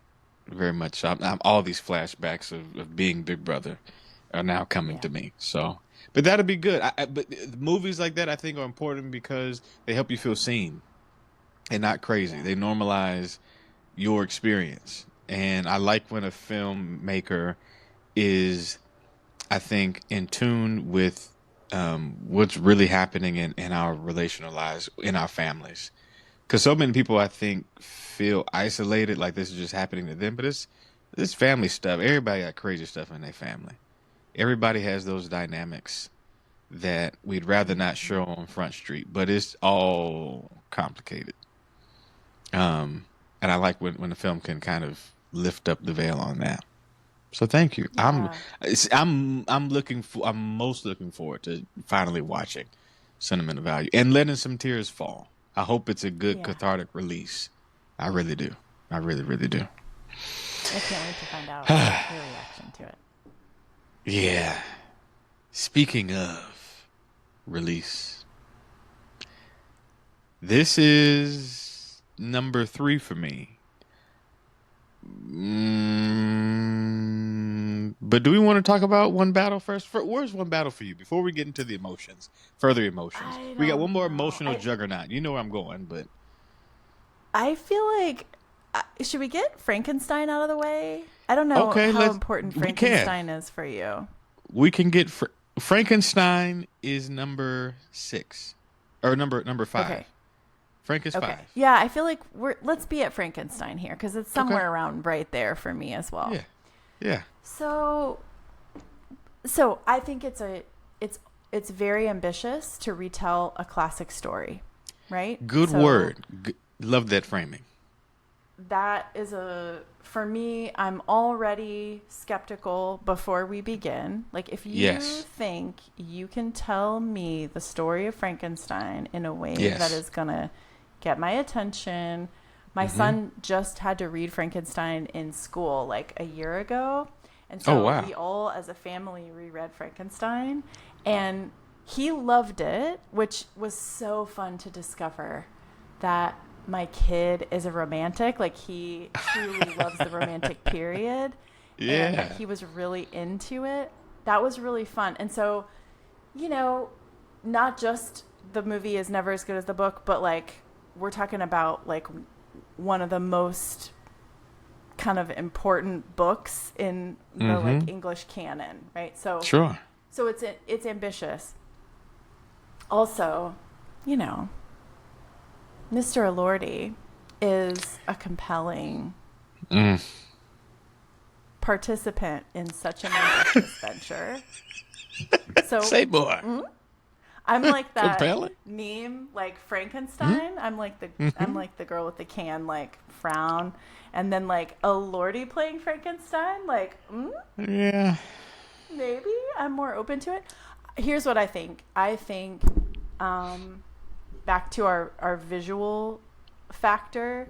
Wow, I felt cold when it was cold, and I felt scared when it was time to feel scared, and I felt like warm by the fire, and I felt Wow.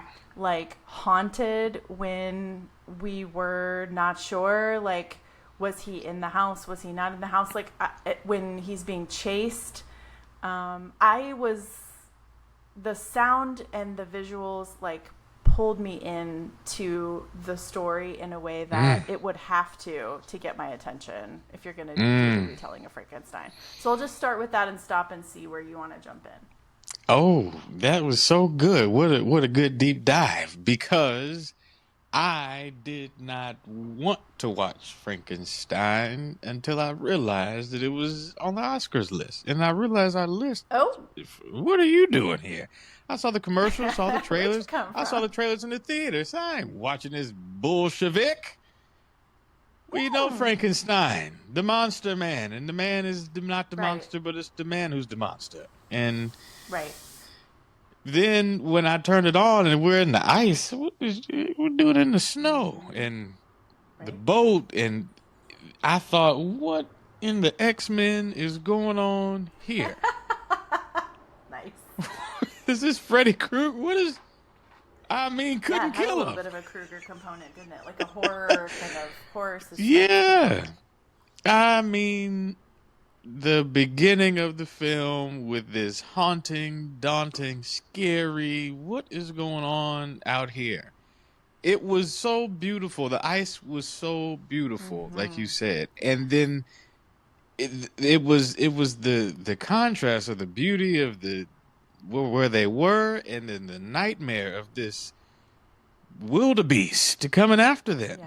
And I will say that, like, the unfolding, the beautiful unfolding of man should not meddle medley. I mean, was played throughout.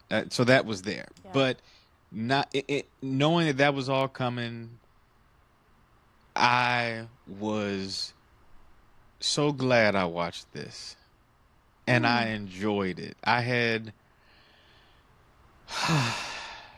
sighs of relief because it was a tall order. Yes. And I think if it wasn't a slam dunk, it was a shot and no rim. Swoosh, Love it. swoosh, I agree. swoosh, swoosh. Wow. Bravo. Breathtaking. Um I really enjoyed um Oscar Isaac's who was Victor. I loved how mad he was. Just insane in the membrane. You talk about, so we talked about the acting. Let's go to the acting. Um I wouldn't say overacting, but he knew just the right amount of spice Yep. to be a lunatic, Yep. but grounded. Yep. Um, and I loved every minute of it. I loved his desperation. I loved his anger. I loved his brutality.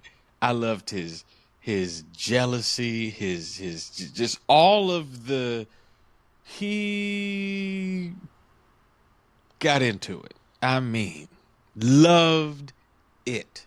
I mean, that was a performance. I hated his guts, but I loved him. Yeah. Oh, I hated his stinking guts. I wanted him to die. I wanted him to blow up. I wanted Frankenstein to grab him and just choke him out. But, uh-oh. So much is coming up now. Um, I forgot we were being recorded. So we were just talking about family dynamics, and I was I resonate. Cause what a beautiful story about family, about Yeah. love and acceptance, and gosh, if old Victor had been as self-aware in the beginning, he would not have created this monster.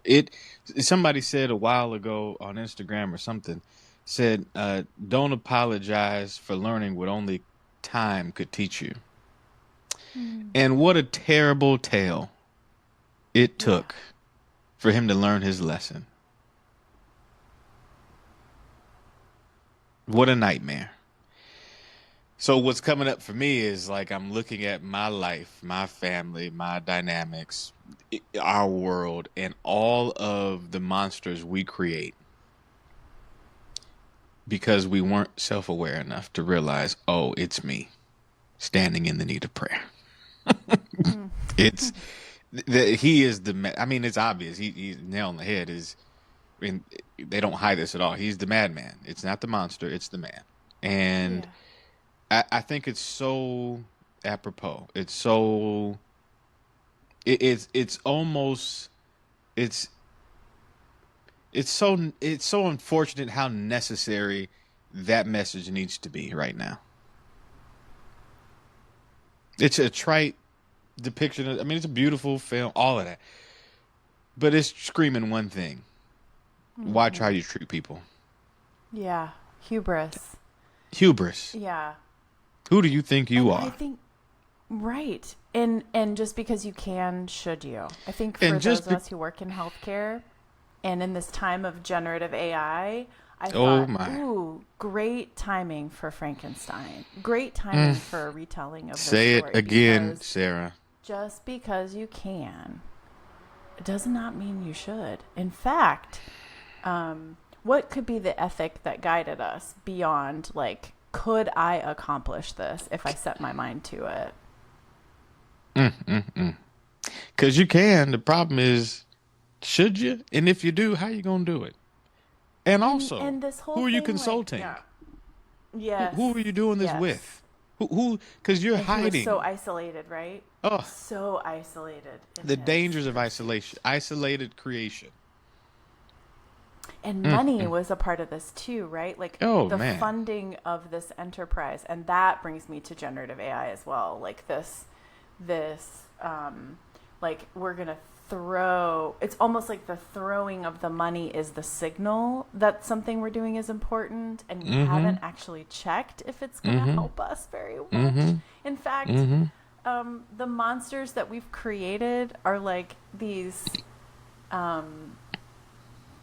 bots that are like kissing our asses and like telling Oof. us that everything we've ever thought is so good and Yeah. creating templates for us that aren't actually as useful as they promised that they would be. And it's just, Mm-mm. it reminds me of this monster in this dungeon, like chained to this rock, like banging stuff together and like, eesh, like both disappointing in what it initially is looking like and is completely unleashed, and we've lost our control over what happens from here, right? It's like both of Complete. those things at the same time. But there is a thank God, a benevolence, a grace with this Frank, this creature of his own making through the intervention of strangers. Yeah. This The strange woman, kindness. Yeah. yeah, The blind who comes man. down. This strange. I'm feeling preachy.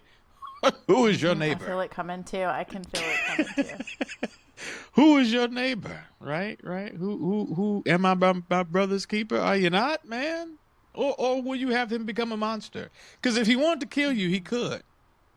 Yes, anytime, And in the the moment. level, because it's too much happening right now, Sarah. He has the ability to destroy this man. They have hit him with Yes. bazookas and cannons, and it's ice cold. As a matter of fact, the only mobile person on that ice was the monster. They stuck. They are He's stuck. got all power. He's got all agency. What he does have in addition to that is the desire for some type of reconciliation. To let you know what you could have did. What I could have did to Yeah. you. And I don't. And I don't do it. I want to have this Yeah, conversation with the you. the There's a restraint in exact him that restraint that there's a wasn't, restraint. yes, exactly. There was a restraint that I mean, he was no doubt filled with rage and all that before, but it was the example of strangers that he got to observe, and at great peril, almost danger, definitely danger and peril, because before he meets the old man, there's an attack going on. He's in a dangerous position, Yeah. and it's this blind man, which is a beautiful metaphor. The blind man could see him. Yep. For who he It was the was. blind man who saw him. And so I think that the movies, I mean, we could go on and on and on and on and on. There's a poetry to this film. There, not only in the writing, but in the visual um, poetry. I thought that the old girl dying when the Victor shot her because she got in the way. Don't kill him, and I thought, all right, well, I didn't see that coming. And I thought, well, we could have done that a little bit different. I thought it was a little lazy in the writing. I thought, You have notes for Mary Shelley, I hear. I mean, I'm just saying it was soaring every way. That's kind of like right there. Like, of course she dies. And he loved her with childlike puppy love. Um, But what I will say that I loved about that character was there was no. I don't know if she may have touched his hand or his back or something, but there was an intimacy. I thought, Mm. are y'all about to get it on in this dungeon? You about to throw it all away? Yeah, What there is was a lot this of like palpable risk. thickness in the air? Did you feel that? Mm-hmm. With his Yes. half naked Like body looking like a can of mixed blue paint. What is going on? Beautiful.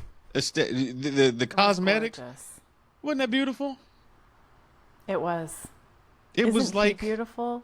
well, if, I was talking to a friend about that, and I didn't even know who he was. The actor, my friend, she was like, "That's Jacob Oh, Elordi. Did you know?" And I knew that because I said it. You went and did your I mean, the women have been enjoying I some we naked we have Jacob. lost our minds. Yes, I Yeah, mean you between have. this and Wuthering Heights, we just want to You, find a cloudy, wet rock and just wait for him to appear between these two films. Because he's goodness. surely in the English countryside somewhere, roaming around in one form or another at this point. With his hair, he's wisping it back and And forth. just we'll just follow the sound of the swish. That's like 6 feet 7 up in the air in the atmosphere somewhere. Frankenstein, great film.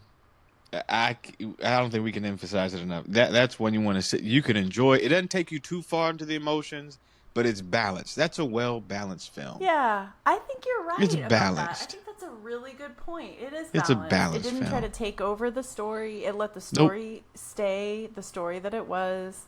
Your Mm-hmm. point about the acting, like it wasn't overdone. It was true to the method of storytelling that the original book takes on, like the Right. tradition of the Romantics, Mm-hmm. without making it a cartoon and Yes. without trying to like make it into an art film that it wasn't meant to be. Mm-hmm. Yeah, Yeah. And for good that, balance. it's yeah. For that, it's what did I say? Number five. I Five. think number five. Yeah, number five. All right. Number four. One battle after another. And let me tell you, I had one battle after another trying to reconcile my thoughts on this film. I'm going to say it. I'm still in the battle. I'm going to I'm right with you.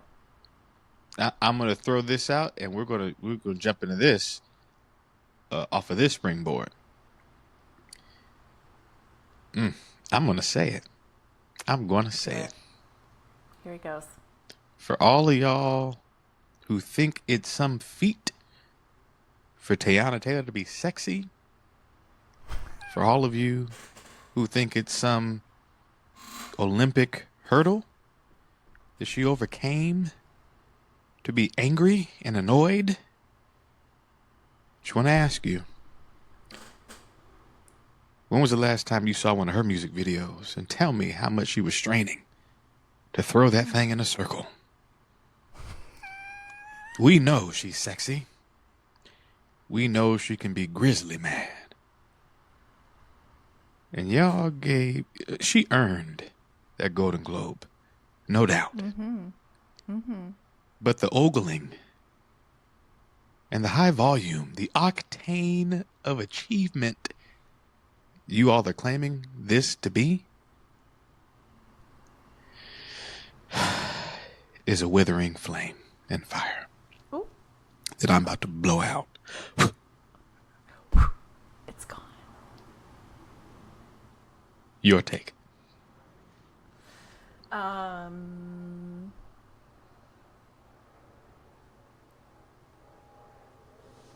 I think Paul Thomas Anderson's overrated, which is going to earn me a lot of enemies. I just feel like, Say it, okay, Sarah. I get it. We're supposed to think you're epic, and Say it.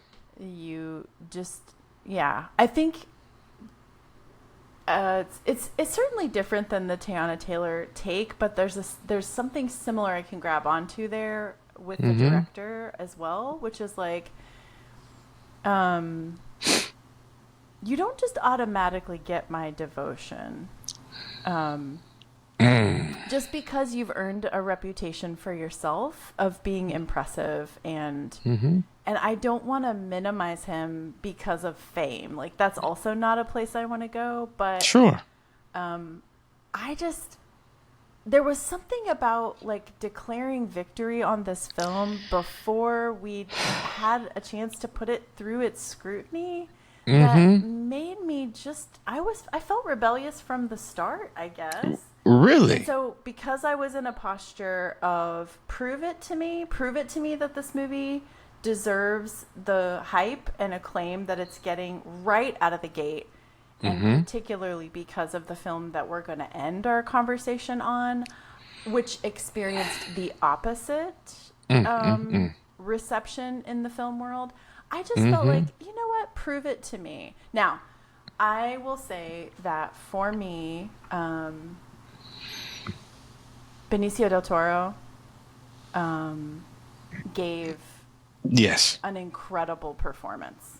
For Mm-hmm. me, he carries a lot of the emotional attachment that I was able to develop for this film. Um, I'm fine with Sean Penn's work in this film, but I can't say that for me I came to the end and was like, whoa, Sean Penn is back, baby. He's like doing this big thing. I was kind of like, yeah, he did a decent job with that character, and I find the story to be a little too on the nose. Like, a little too okay, we get it, like these are the moving parts in sort of our cultural like zeitgeist right now, and so Mm-hmm. I'm supposed to be like, whoa, can you believe they're telling this story like right now, like, oh, and literally you hear my voice like it's like skater dudes who are like, oh my god, it's like fucking Paul Thomas Anderson, man, like whoa, it's like so awesome, dude. I'm just like, I don't know, I enjoyed it. I had a good time. I was highly entertained. I like seeing a washed up Leo. I Yeah. like seeing a very clever Benicio del Toro. I think that scene where Mm-hmm. he gets pulled over is probably one of my favorite scenes I Mm-hmm. saw this year in film. But, eh, I'm resistant to the hype on some Eh, levels. resistant to the hype. Oh my. Oh my. I'm running right through that hype with a bomb. And that bomb Yeah. is about to go boom. So why do you think it is that we have this? Like we're in similar places, it sounds like. Like what do you think that's about? Because Here's what it is. certainly any other two people who would gather and talk about films, I don't think are having this conversation. So like Here what's happening with us? here here here here's what it is. First of all, they tried to get us with this film because it's a sexy film. It is a film that talks about one of the most important issues that we're dealing with right now. It is a Right. film that grabs your heart because it's about a daddy going after his Yeah. baby girl. It's about a baby girl who wants her daddy, but it's also about a daddy who don't want his baby girl, and it's also about a Mm. daughter who don't want her daddy.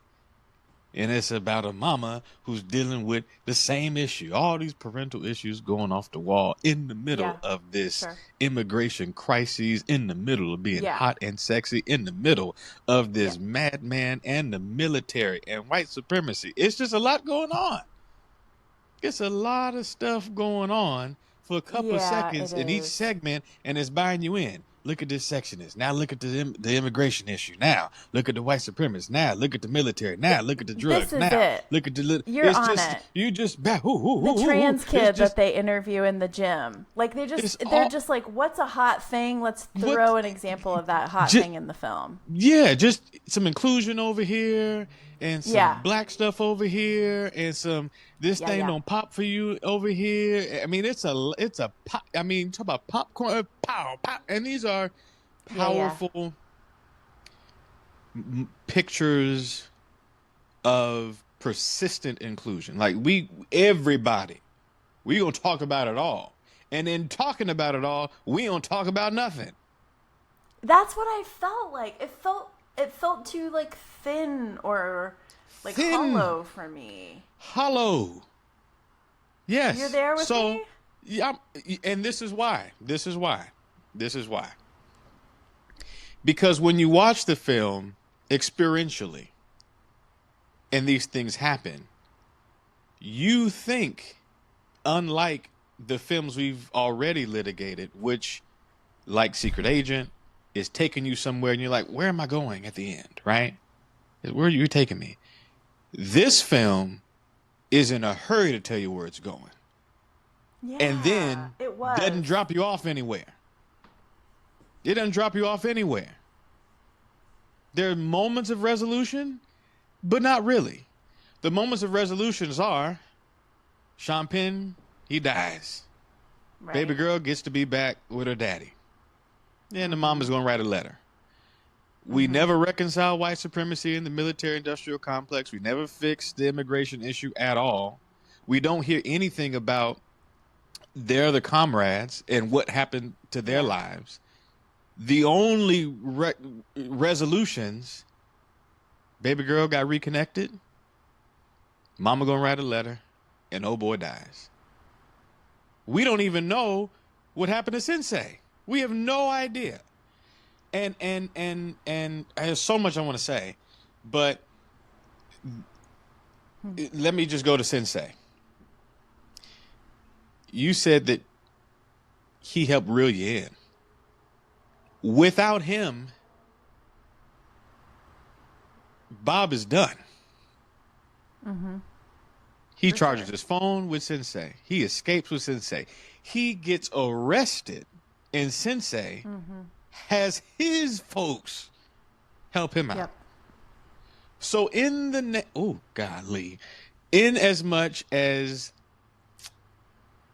this film tries to comment on, I mean, it does. It doesn't try. It does comment on our immigration crisis and our mistreatment of Latinx folk and all of what America has done. It fails to really honor, in my opinion, what has saved the day, which is this underground railroad Yeah. saves the day. But this film doesn't give us any resolution on their issues. It's all about the daddy and the baby girl, Yeah. which is its own Yeah. Like. story, right? So it gives us this flash mob experience that's filled with things that are on the nose of the zeitgeist, that we want to go there. We want to we want to see it happen. We want to see justice. And it tricks us and says, I'm really not talking about that, actually. So what Yeah. I don't like That's about the movie right. is that it puts it on a plate and you think, oh, I'm about to eat. We about to cook. And then you open up the lobster and it's like, there ain't no meat in here. Why would you do that? My mouth was salivating and poof, be gone.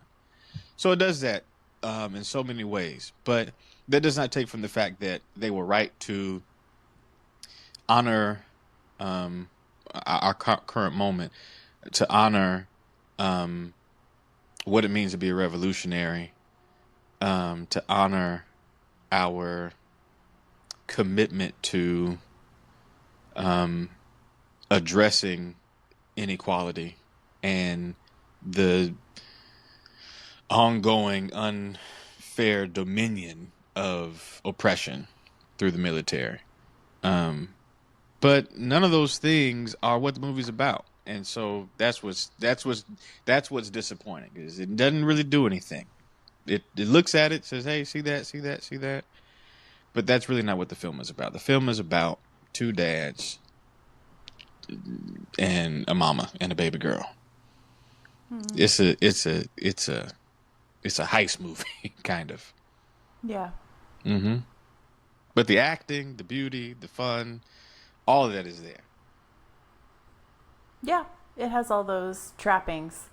And yeah, I really appreciate how you are highlighting that the justice content of the film basically serves to like move the plot of a kind of a bonehead dad forward. And in Who the can't end, remember he nothing. just, the marginalized, he's just smoking weed. And in the That's it. end, the marginalized people just stay marginalized Yep. in the way the narrative of the film is set up, Yes. even. Yes. They're marginalized in they're marginalized in the story. Yeah.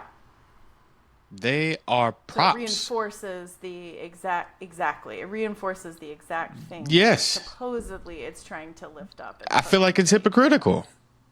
Yeah, And when I I do watched too. that film, thinking, wait a minute, how dare you get me like that? I thought Because now you're this was using it, right? You yeah, want to tell a because it's story about a dad and a daughter and, getting washed up and all that stuff, which how many washed up how many washed up white guys are we going to have this Oscar season? I feel like that's the theme of the Oscars now that we're coming and then we towards the got end of this. we got Marty Supreme coming up who don't want to be washed up. He's Yeah. like, I'm doing my That's best right. He's not to be. avoiding that at all costs. He's like, I have seen sentimental value. I saw I've Channing Tatum. seen, I've seen these and I movies. will I'm not not be doing one of this. them. That's exactly what's happening. So I enjoyed it. It's a great film. It's a great movie. It's a good time. It is phenomenal acting. My favorite scene. Is this my favorite scene? I think this is my favorite scene. It is a very quick scene. It happens very early on, but I love the only really motherly moment. Oh, and baby girl is in the bathroom doing her thing. At the dance. Woo, at the dance. Yeah. And Regina Hall, in all of her glory, bursts in there and she says, baby, I'm going to say it. And she starts reciting that thing that her daddy told her. She said, my dad said, if I ever heard this. But that moment between those two, there's something so freaking tender and real. And the threat was so high and the care was so there. And just, it all collided for me right there. And I realized, oh, this movie is about this. And there's another point when at the end, her dad pulls up and she's got the gun staring at him. Who are you? I'm your dad. Who are you? And she is so out of it. She has become a different person. She is in the revolution. She has been baptized into the struggle. And she understands who her father is in that moment. She all of it is she is her mother's daughter. All of it, all the estrangement, all of the instinct from her other daddy, all of this stuff is just whew. So that is where the movie for me shines. Just she for me is a linchpin. That right there. So good. So freaking good. But all that other stuff is like, all right, I want a real film about you blowing it up. And oh, the other thing is when Bob comes to himself and Sensei Bob, courage Bob. And Sensei, he walks away. He says, what? Thank you, Sensei. Thank you, Sensei. Dang it. Viva la Revolution! I mean, those moments, those three moments, I rewound that so many times. I mean, that, because he comes to himself. He can't believe, oh, it's beautiful. It had some humor, but anyway, Yes. we got to keep it rolling. Hamnet, let's go. Unless you got anything else. Okay. We almost at 2 hours. No. I'm cool, but we almost there. Hamnet. Hamnet, all right. You start. You You, start. you think Hamnet is going to be a movie about Shakespeare? You think Yes. Hamnet is going to be a movie about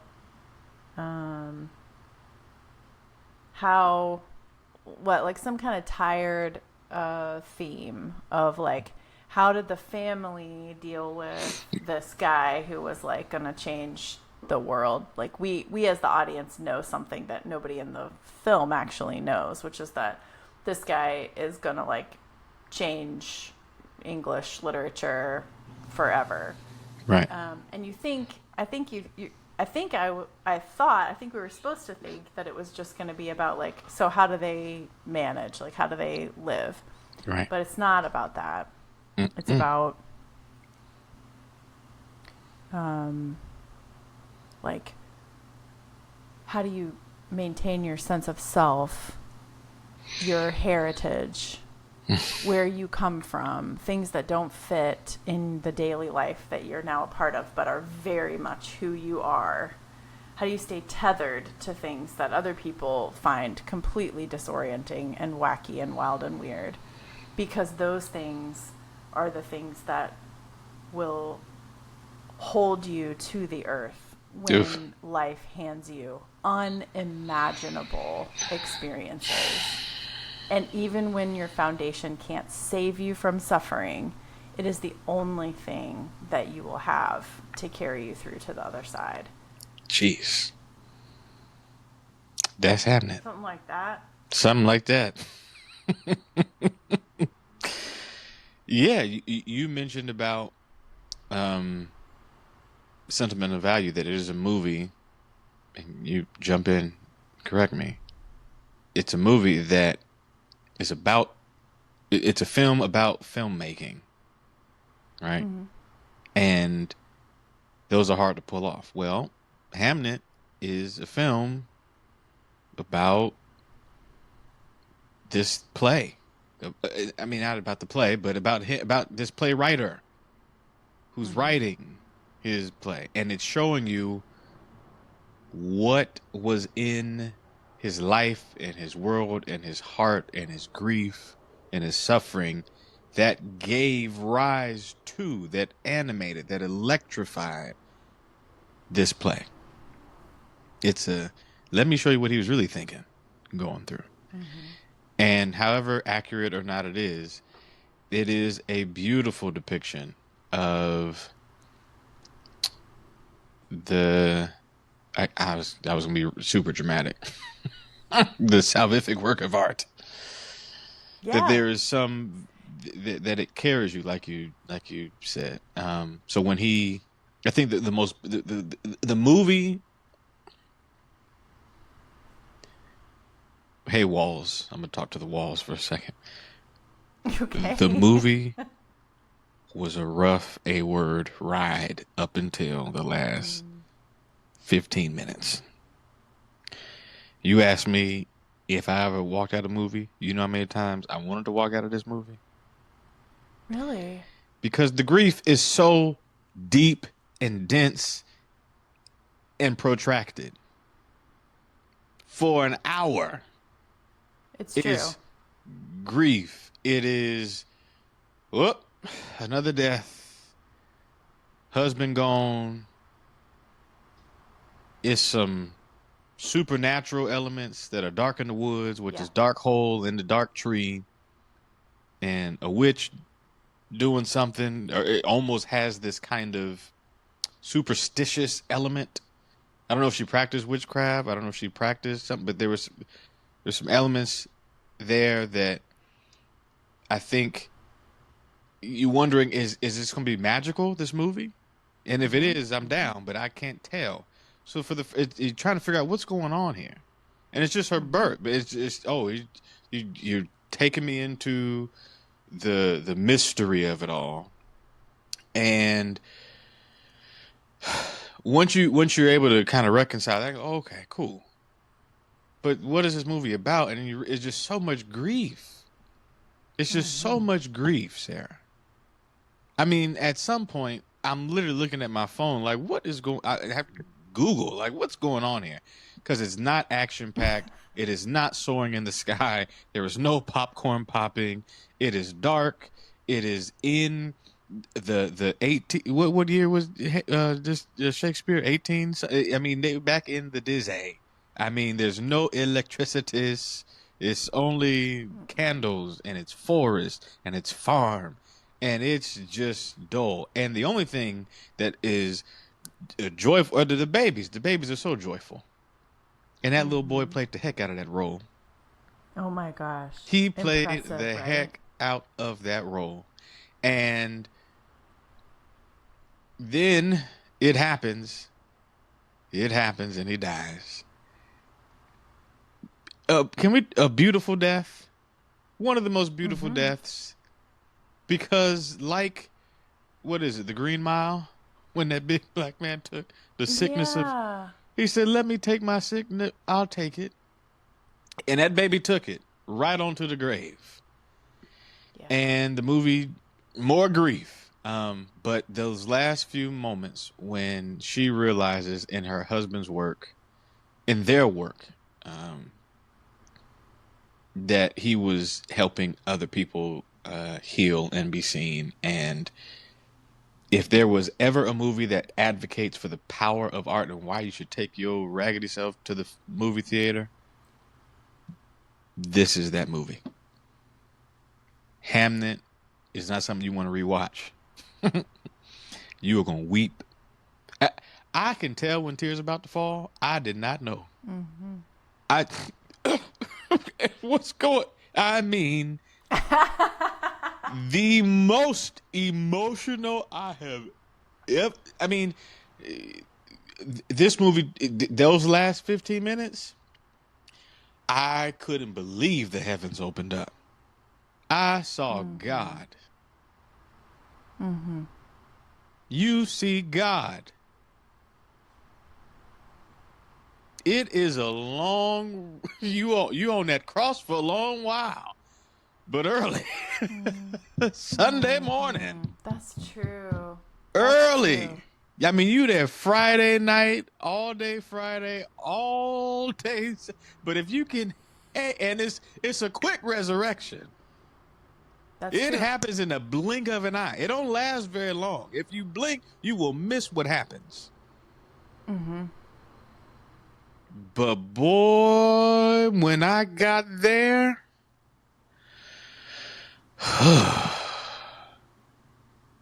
sugar, honey, ice, tea. You hear me? I do hear you. Holy. All right. I'm just if y'all ain't seen it, go watch Hamlet one good time and focus. Get there to the mountaintop.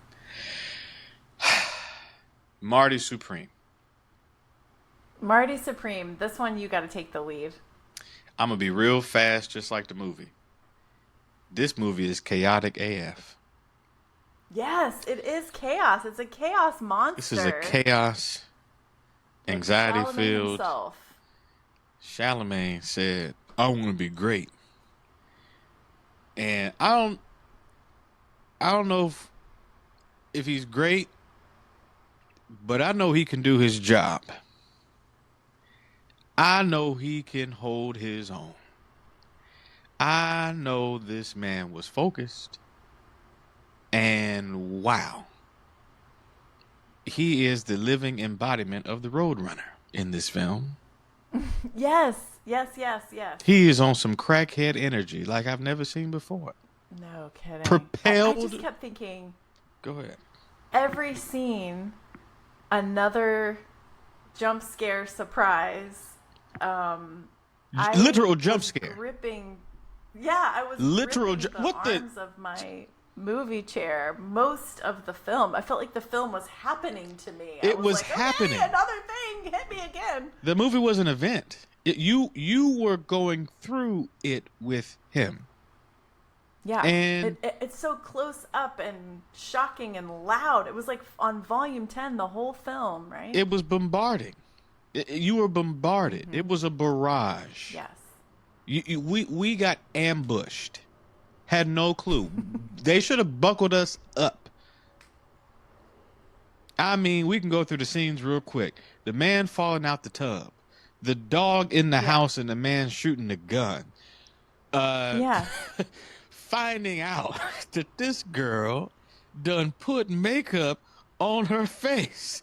Marty going into this man's house, knocking on the door, and knocking him Ooh, upside the standing head. outside the house got me. Woo. Yes. When she takes that dog up to the park and he realizes that ain't his dog. Oh my Yeah. God.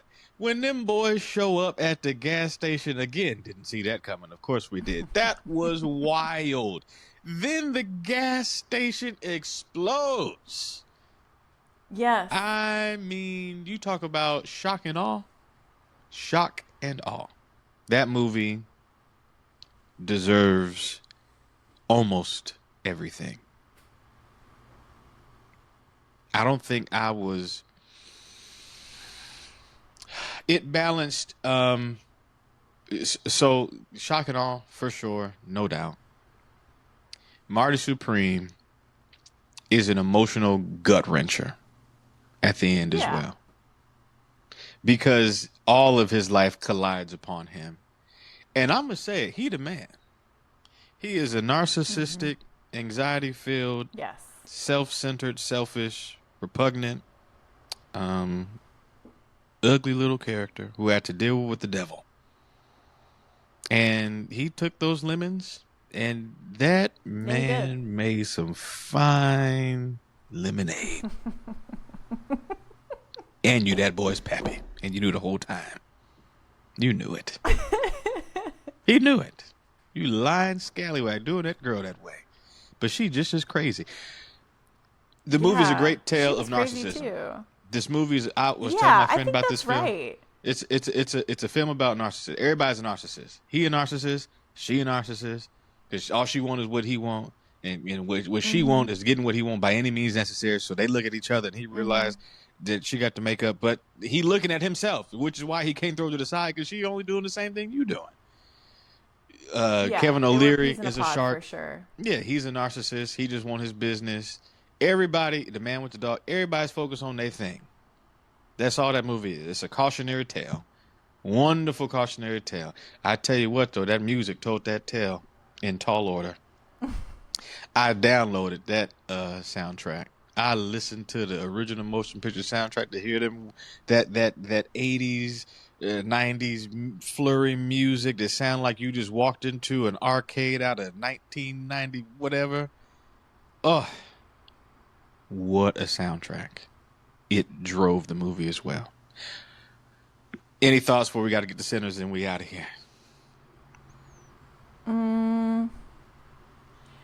Just since we're talking about Frankenstein and Marty Supreme, the contrast. So we're talking about the hubris, of ambition, like Say it, driving Sarah. towards your goal. Say it. And I was just thinking, Marty's doing that for himself. Mm-hmm. The drive in Frankenstein is for something a little bit different. It's not for only selfish ambition. It's like, how far can we go in what we have the ability to do?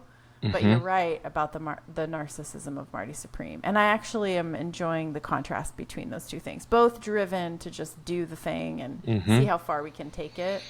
But yeah, in the end, one is just like self-serving. The other one at least was like trying to do some kind of discovery, an illusion maybe of a discovery that was going to change the world, but Right. but still Yeah, I mean, it's kind of interesting to think about that. Marty Supreme is a hero's journey, and Frankenstein is like a villain's journey to himself. Yeah, kind of. But I think the movie. So in terms of best actor,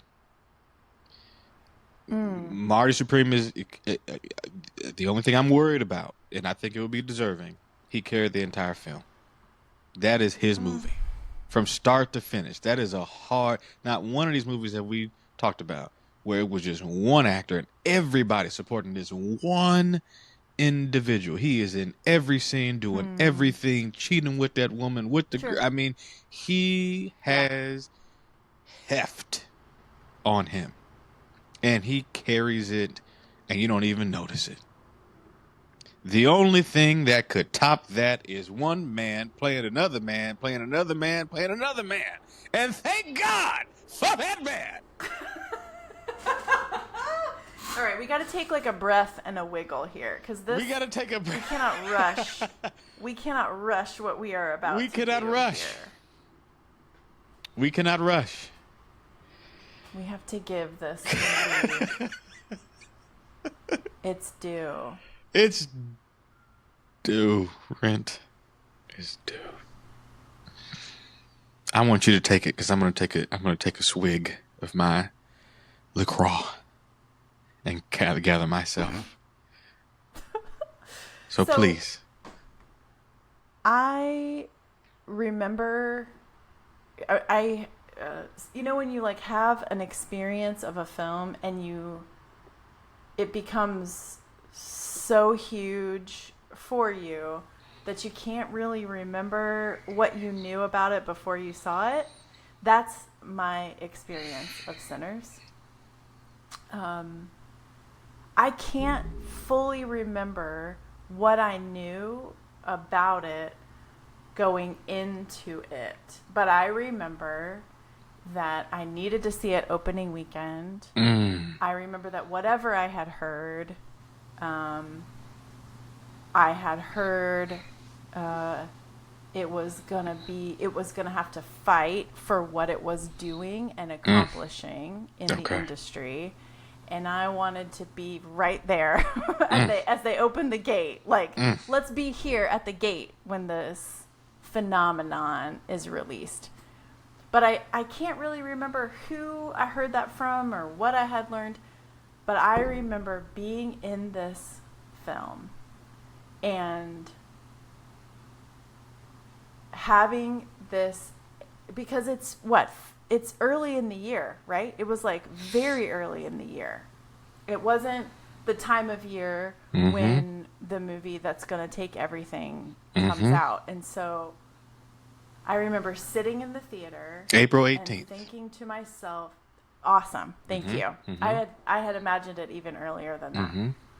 I remember sitting in this film and thinking, this is not like any other film I've ever seen. Mm-mm. And I'm in the presence of something that is going to change kind of my relationships with genre of film. Say it Like again. it when I was sitting in the theater, I Mm-hmm. knew like what category is this film? And I was completely pulled in several different ways. Talk about music. I was completely pulled in. It does some things. I don't even want to bring up other films. I just want to like not I don't even want any other films to exist for the last part of this conversation. But just a tiny crack in the door, what we talked about with One Battle After Another, Yes. where you're bringing in like hot cultural themes Mm-hmm. just to serve a story that you want to Mm-hmm. move forward and get famous for. Mm-hmm. The opposite here. The Absolutely. opposite here.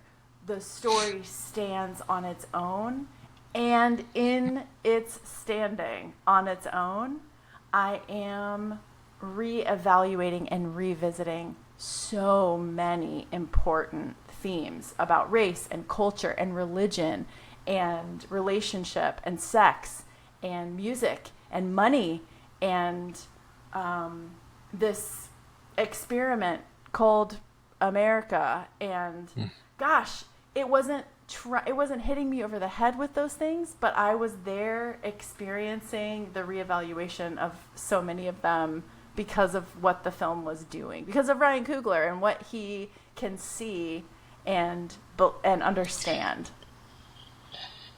That's my opening statement. It's your opening statement. Oh my God.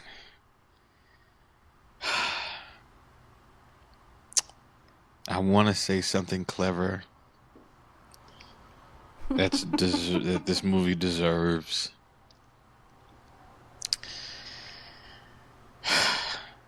Sinners told me what a movie experience is supposed to be. How would you describe it? When I was a kid, my mother took me to the optometrist for some reason. I had no idea why. Because I knew I could see. and they put those glasses on my face. And I said, oh, those green lollipops are actually trees. Oh, those placards aren't just floating boards, they're signs with words. There are directions there. If you follow those directions, you'll get to your destination. Turn around, make a U-turn.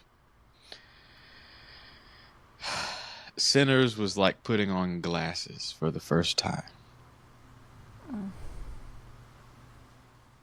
I have never in my life, dare I say, if I ever will, so long as Coogler's alive, be the benefactor of his brilliance. Wow. Sinners fires on every piston. And like you said, Yes. unlike the firing squad that is the other movie and jumping to these other things, Yeah. Sinners not only mentions these things, but in mentioning them, you go deeper into the film. And it Yes. sits you there. And it doesn't, wouldn't say it forces you.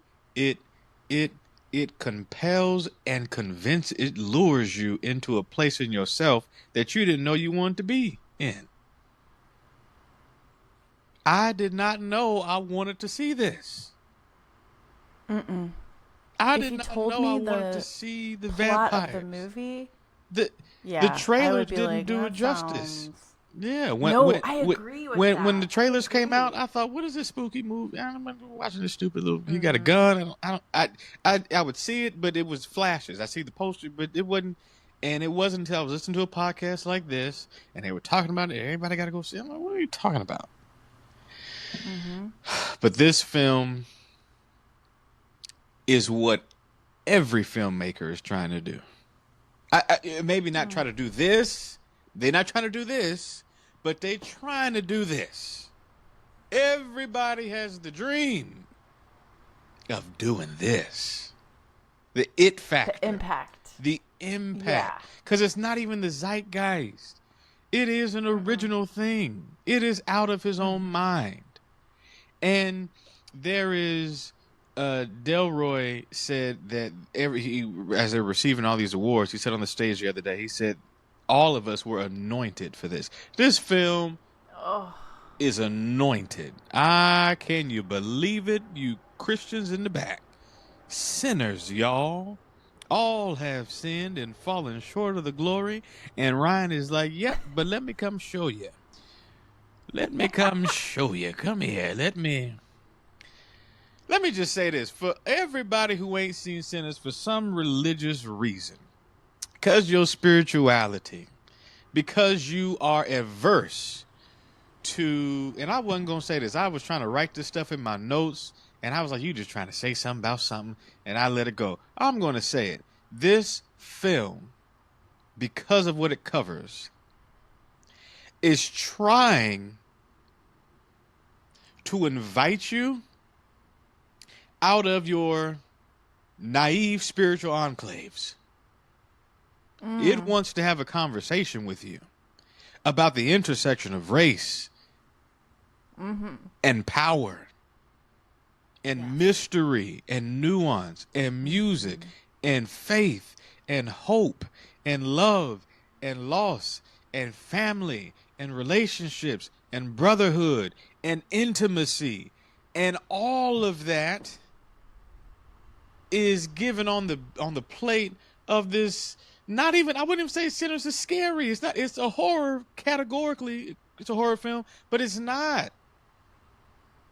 It honors your faith. It honors the some of the black religious tradition of Christianity in the church. It's trying to have a conversation about are we informed of other spiritualities that you may not adhere to? It may not be appealing to you, but you can get perspective on. And perspective in a thing, Sarah, does not mean have to be appealing to me, but it informs you of the ways we honor ancient black spirituality. Mm-hmm. And I just think that it does that, and it does so much more. That's all part of this richness of our spirit, of our human spiritual life, because it deals right on the head with the Irish. Yes. And the struggle that they endured as human beings under oppression, and black folks who are dealing with the oppression in the South. And this film it does too much. It can never be exhausted how important this film is for our time. It cannot be exhausted. And not only is it a film that should win every award, it should be seen by everybody. And not only that, this is a film that when we look back, there is a before Sinners and an after Sinners. And like you said, yes, I agree. This film is a watershed. It is a line in the sand. You will never see film like this. Not only is it great in writing, it is phenomenal in the music, which is its own. I've said this before, and I hope I don't diminish it, but it's its own character.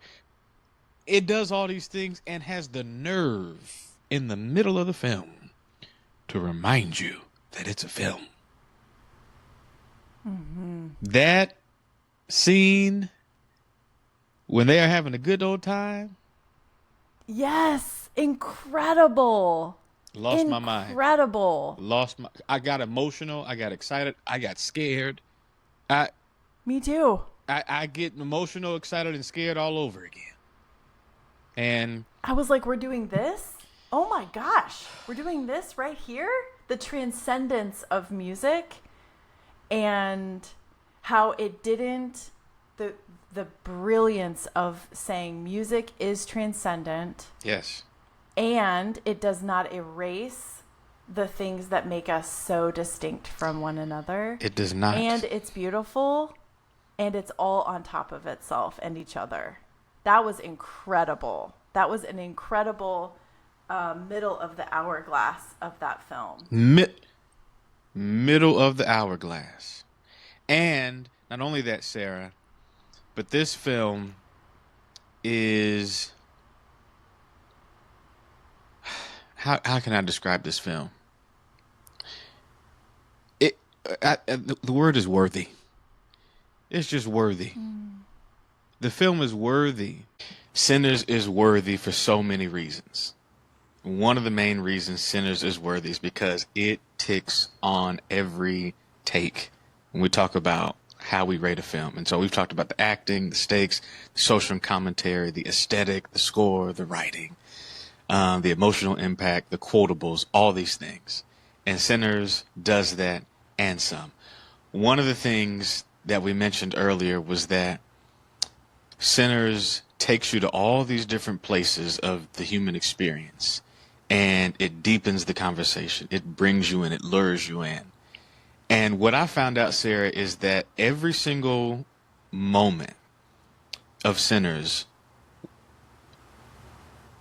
makes you want to go there more. And by that I mean, when you explore the relationship between Smoke and Stack, you want to go more. Yeah. When you Tell me see more. Sammy and Perline for the very first time on screen, you want to go more, right? You want to know more about Stack's relationship with his lady. You want to know more about the loss of Smoke and Annie's child. You want to go more into what Delroy means when he talks about the blues and they're riding in that car together. Mm-hmm. You want to explore more of Cornbread, how long he's been out in that field.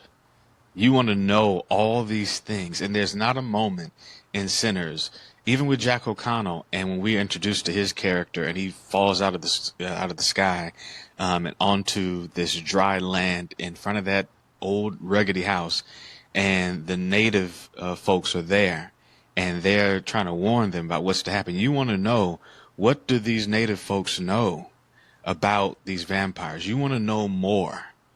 Um, and so Sinners is the kind of movie that when you're done with it, there's so much talk about what the sequel may be, because every vignette is an invitation for more. Another story, another train we could follow just Yeah, forever. Yeah. And forever. some movies have a way of like over developing stories and Yep. characters, so it's laborious. And some have a way of like drop kicking us in a way that feels like Whiplash. But this was something like right juicily in the middle of those two things, where we were Yeah. welcomed into the middle of several different stories at once. That's such a good point. Yeah. Yeah. Yeah. And I think, on like, for people who have an aversion to this film because they say that, it's dabbling too much in spiritual practices that may be like competitive or nullify one's faith, or just for whatever reason, what is interesting to me, and this is what I discovered about Sinners, is that Sinners is a confrontation with the reality that when you conquer your own demons, you still have to deal with the ancient demons of the world. And in this film, it's racism, right? That the boogeyman is not the vampires, because Smoke was killed by the bullet from a bigot, not the vampires. And so when you have gone through, even to Sammy, his dad is asking him, choose the church, right? Choose this confine of faith that is predictable and that satisfies to a degree, but has no exploration in it, has no curiosity in it. That he has gotten to the peak, the peak of his religious tradition, but he's found some power in this this mystical reality that is beyond the four walls. And he finds that strength, the spiritual fortitude, even in the weapon of his music. Because when that vampire was in that water, O'Connell's character, he uses his guitar to strike him. So his purpose, his musical acumen, is a weapon against the forces of darkness. Dare I say, bringing light into the world, right? And I think Sinners is a conversation about how we understand our spirituality as tools of light, where other people say, I'm gonna just shut this movie down because it doesn't speak in the same kind of religious vernacular that I'm used to. And I get bothered by folks who just wholesale discard what could be in this film because of what they've heard. It just bothers me because it's such a good film and worthy of being seen. I want to talk about your memorable moments. Are there any moments that stand out to you? Because there's so many for me. I think Annie's house and Annie's world that she is nurturing, and the children she nurtures, and the relationship she has with community that is we're being invited into, very similar to being invited into Shakespeare's wife in Hamnet. Like, she has access to other sources of support and community, and Yes. she's nurturing community outside of the traditional ways of doing that. So I think Yeah. for me that was beyond the dance scene, the way Yes. that music and dance functions as sort of a metaphor for what you're talking about. Like, everybody has access to music, everybody has access to dance. It doesn't make you good or bad to accept the invitation into music and dance. It's going to take you Yeah. somewhere else.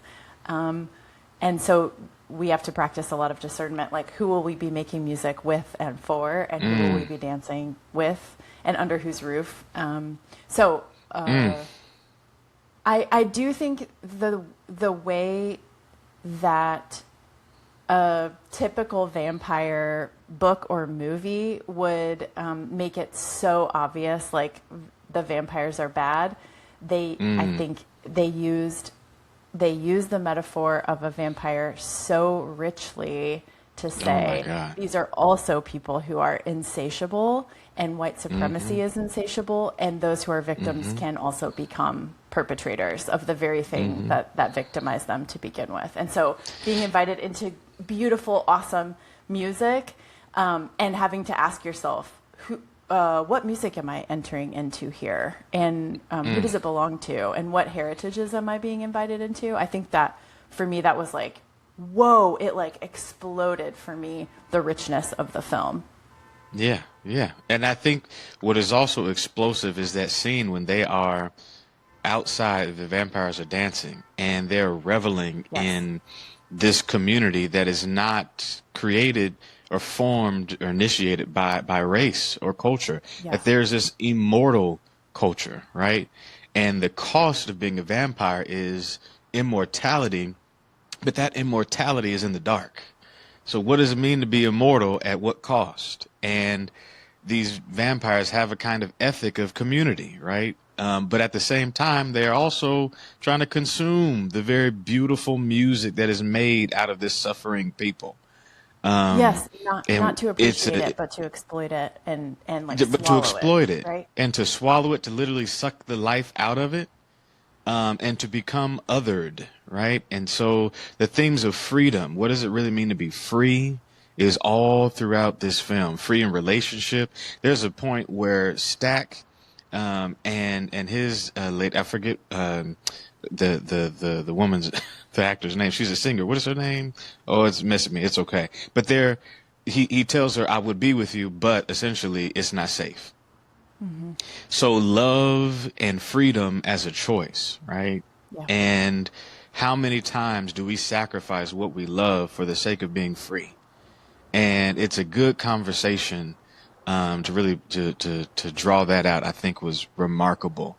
This movie has so many quotables, and I think some of the quotables crack me up. Hearing Jack O'Connell go, "Sammy," over and over again. It's so good. When Cornbread says, he gets the question, well, what are you supposed to be doing from Delroy? He says, being Uh-huh. kind to one another. Like Uh-huh. over and over and over again. And somebody asking, are y'all twins? He says, no, we cousins. There's just Cousins. so much joy in the writing, which is so very refreshing. I think that is a testament to the casting. The casting of this film was so perfect.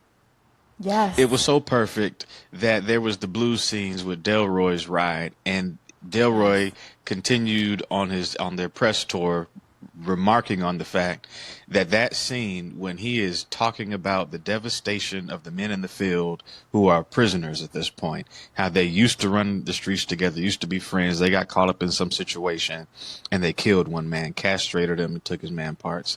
And as he's telling this poignant, powerful, painful story, all of a sudden he just starts humming, and the blues emanates out of that hum. And you got Michael B, who looks over to Sammy's character and says, "You got the guitar." And there's this lift, this spiritual lift, and it is a direct correlation to how the blues was made, making beauty out of what tried to berate you. And just a phenomenal moment. And the film is filled with all these moments, again, that you just want to sit in. You could explore that Yeah. car ride for so long.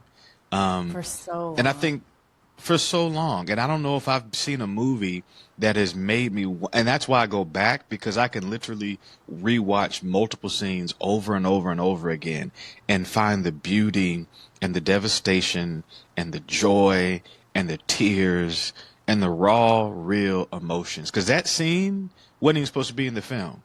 Delroy had to convince Ryan Coogler to keep that in the film. And on many Really? interviews, people will bring this up. Yes, that was improv. They've been trying to do that scene for a long time. The sun was getting low. They were running out of daylight, and they were doing it over and over and over again. But that was improvised. But that was the magic of this movie. And so many times that magic was made, which is just so rare, and you can feel it. It's intangible, but it's so evident and obvious. And it's hard to do that. It's so hard to do that. But I think the last scene that drives me wild is, I get emotional at the flashback scenes at the very end when Smoke is trying to get that cigarette together, and he's trembling, and we've never seen him this shook. I mean, he's encountered Yeah. vampires, he's encountered the loss of his child, he has seen his brother, what he thinks, die, all these things, and he's shaking at the fact that he's all alone now, and he's just the montage of all of these folks who had destinies, and now they're all destroyed by this power of evil, this power that is supernatural. But on the heels of that, here comes this natural evil who set him up from the beginning. Yeah. And this movie does a good job of bookending, like, okay, the vampires are that's to pull you in for sure. They've got their own narrative, but the real problem here is what we're really facing, and that's when he literally takes the gun and starts demolishing um, the social contract that has been so devastating that we're still facing today, which is the battle Yes. of race and supremacy. So beautiful, and to that point, the use of the screen. I saw this in IMAX, drove all the way to Dallas, 3 hours at 4 in the morning to see a 7 a.m. show, because the way Ryan Coogler put this stuff on these screens, the technological advancement is phenomenal, and it was worth every hour, every minute of that sleepy drive. And I convinced my friend in Cali to do the same. The first movie I've ever drove hours to go see for the second time. Fantastic. Any last thoughts on Sinners? A spiritual invitation that I felt Yeah. from what you were talking about. The way I love how you're highlighting that we're being invited into. We have the sense watching the movie, like, oh my gosh, we want more. We want more story. We want more music. We want more of all of that. To me, from what you're saying, I get this spiritual invitation to make a distinction between the insatiable thirst of a vampire's, the way the vampire Right. consumes, and our own being drawn into like an abundance.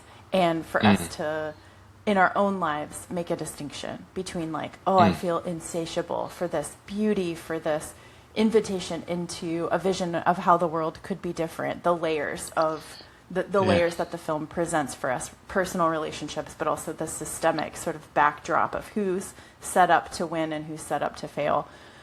Just making a distinction between that and just like, I just want to consume it because it's just so good. I really feel that, and I really appreciate your reflections about that. Yeah. Well, it's a phenomenal movie. It's going to do phenomenal things, and I think we should run it back whenever the Oscars are settled and done. And I want to see Michael B. take that top prize. I want to see Sinners Oh, yes. win Best Picture of the Year. And I'm just excited for the Oscars. They are on March the 15th. It's coming up. We got about 9 days. Well, by the time I post this, it'll be less than that. But I'm excited to see what's going to happen. We got to do a debrief and get mad if we need to, get happy when we Yes. want to, and feel all the feels. Thank you so much, Sarah, for coming on. Let there be Thanks, light. The Horacio. cold, the world is cold and dark, but you are a light, my friend, and together we will let there be light. Blessings on you, and I'll see you next time, friend. All Peace. right, peace.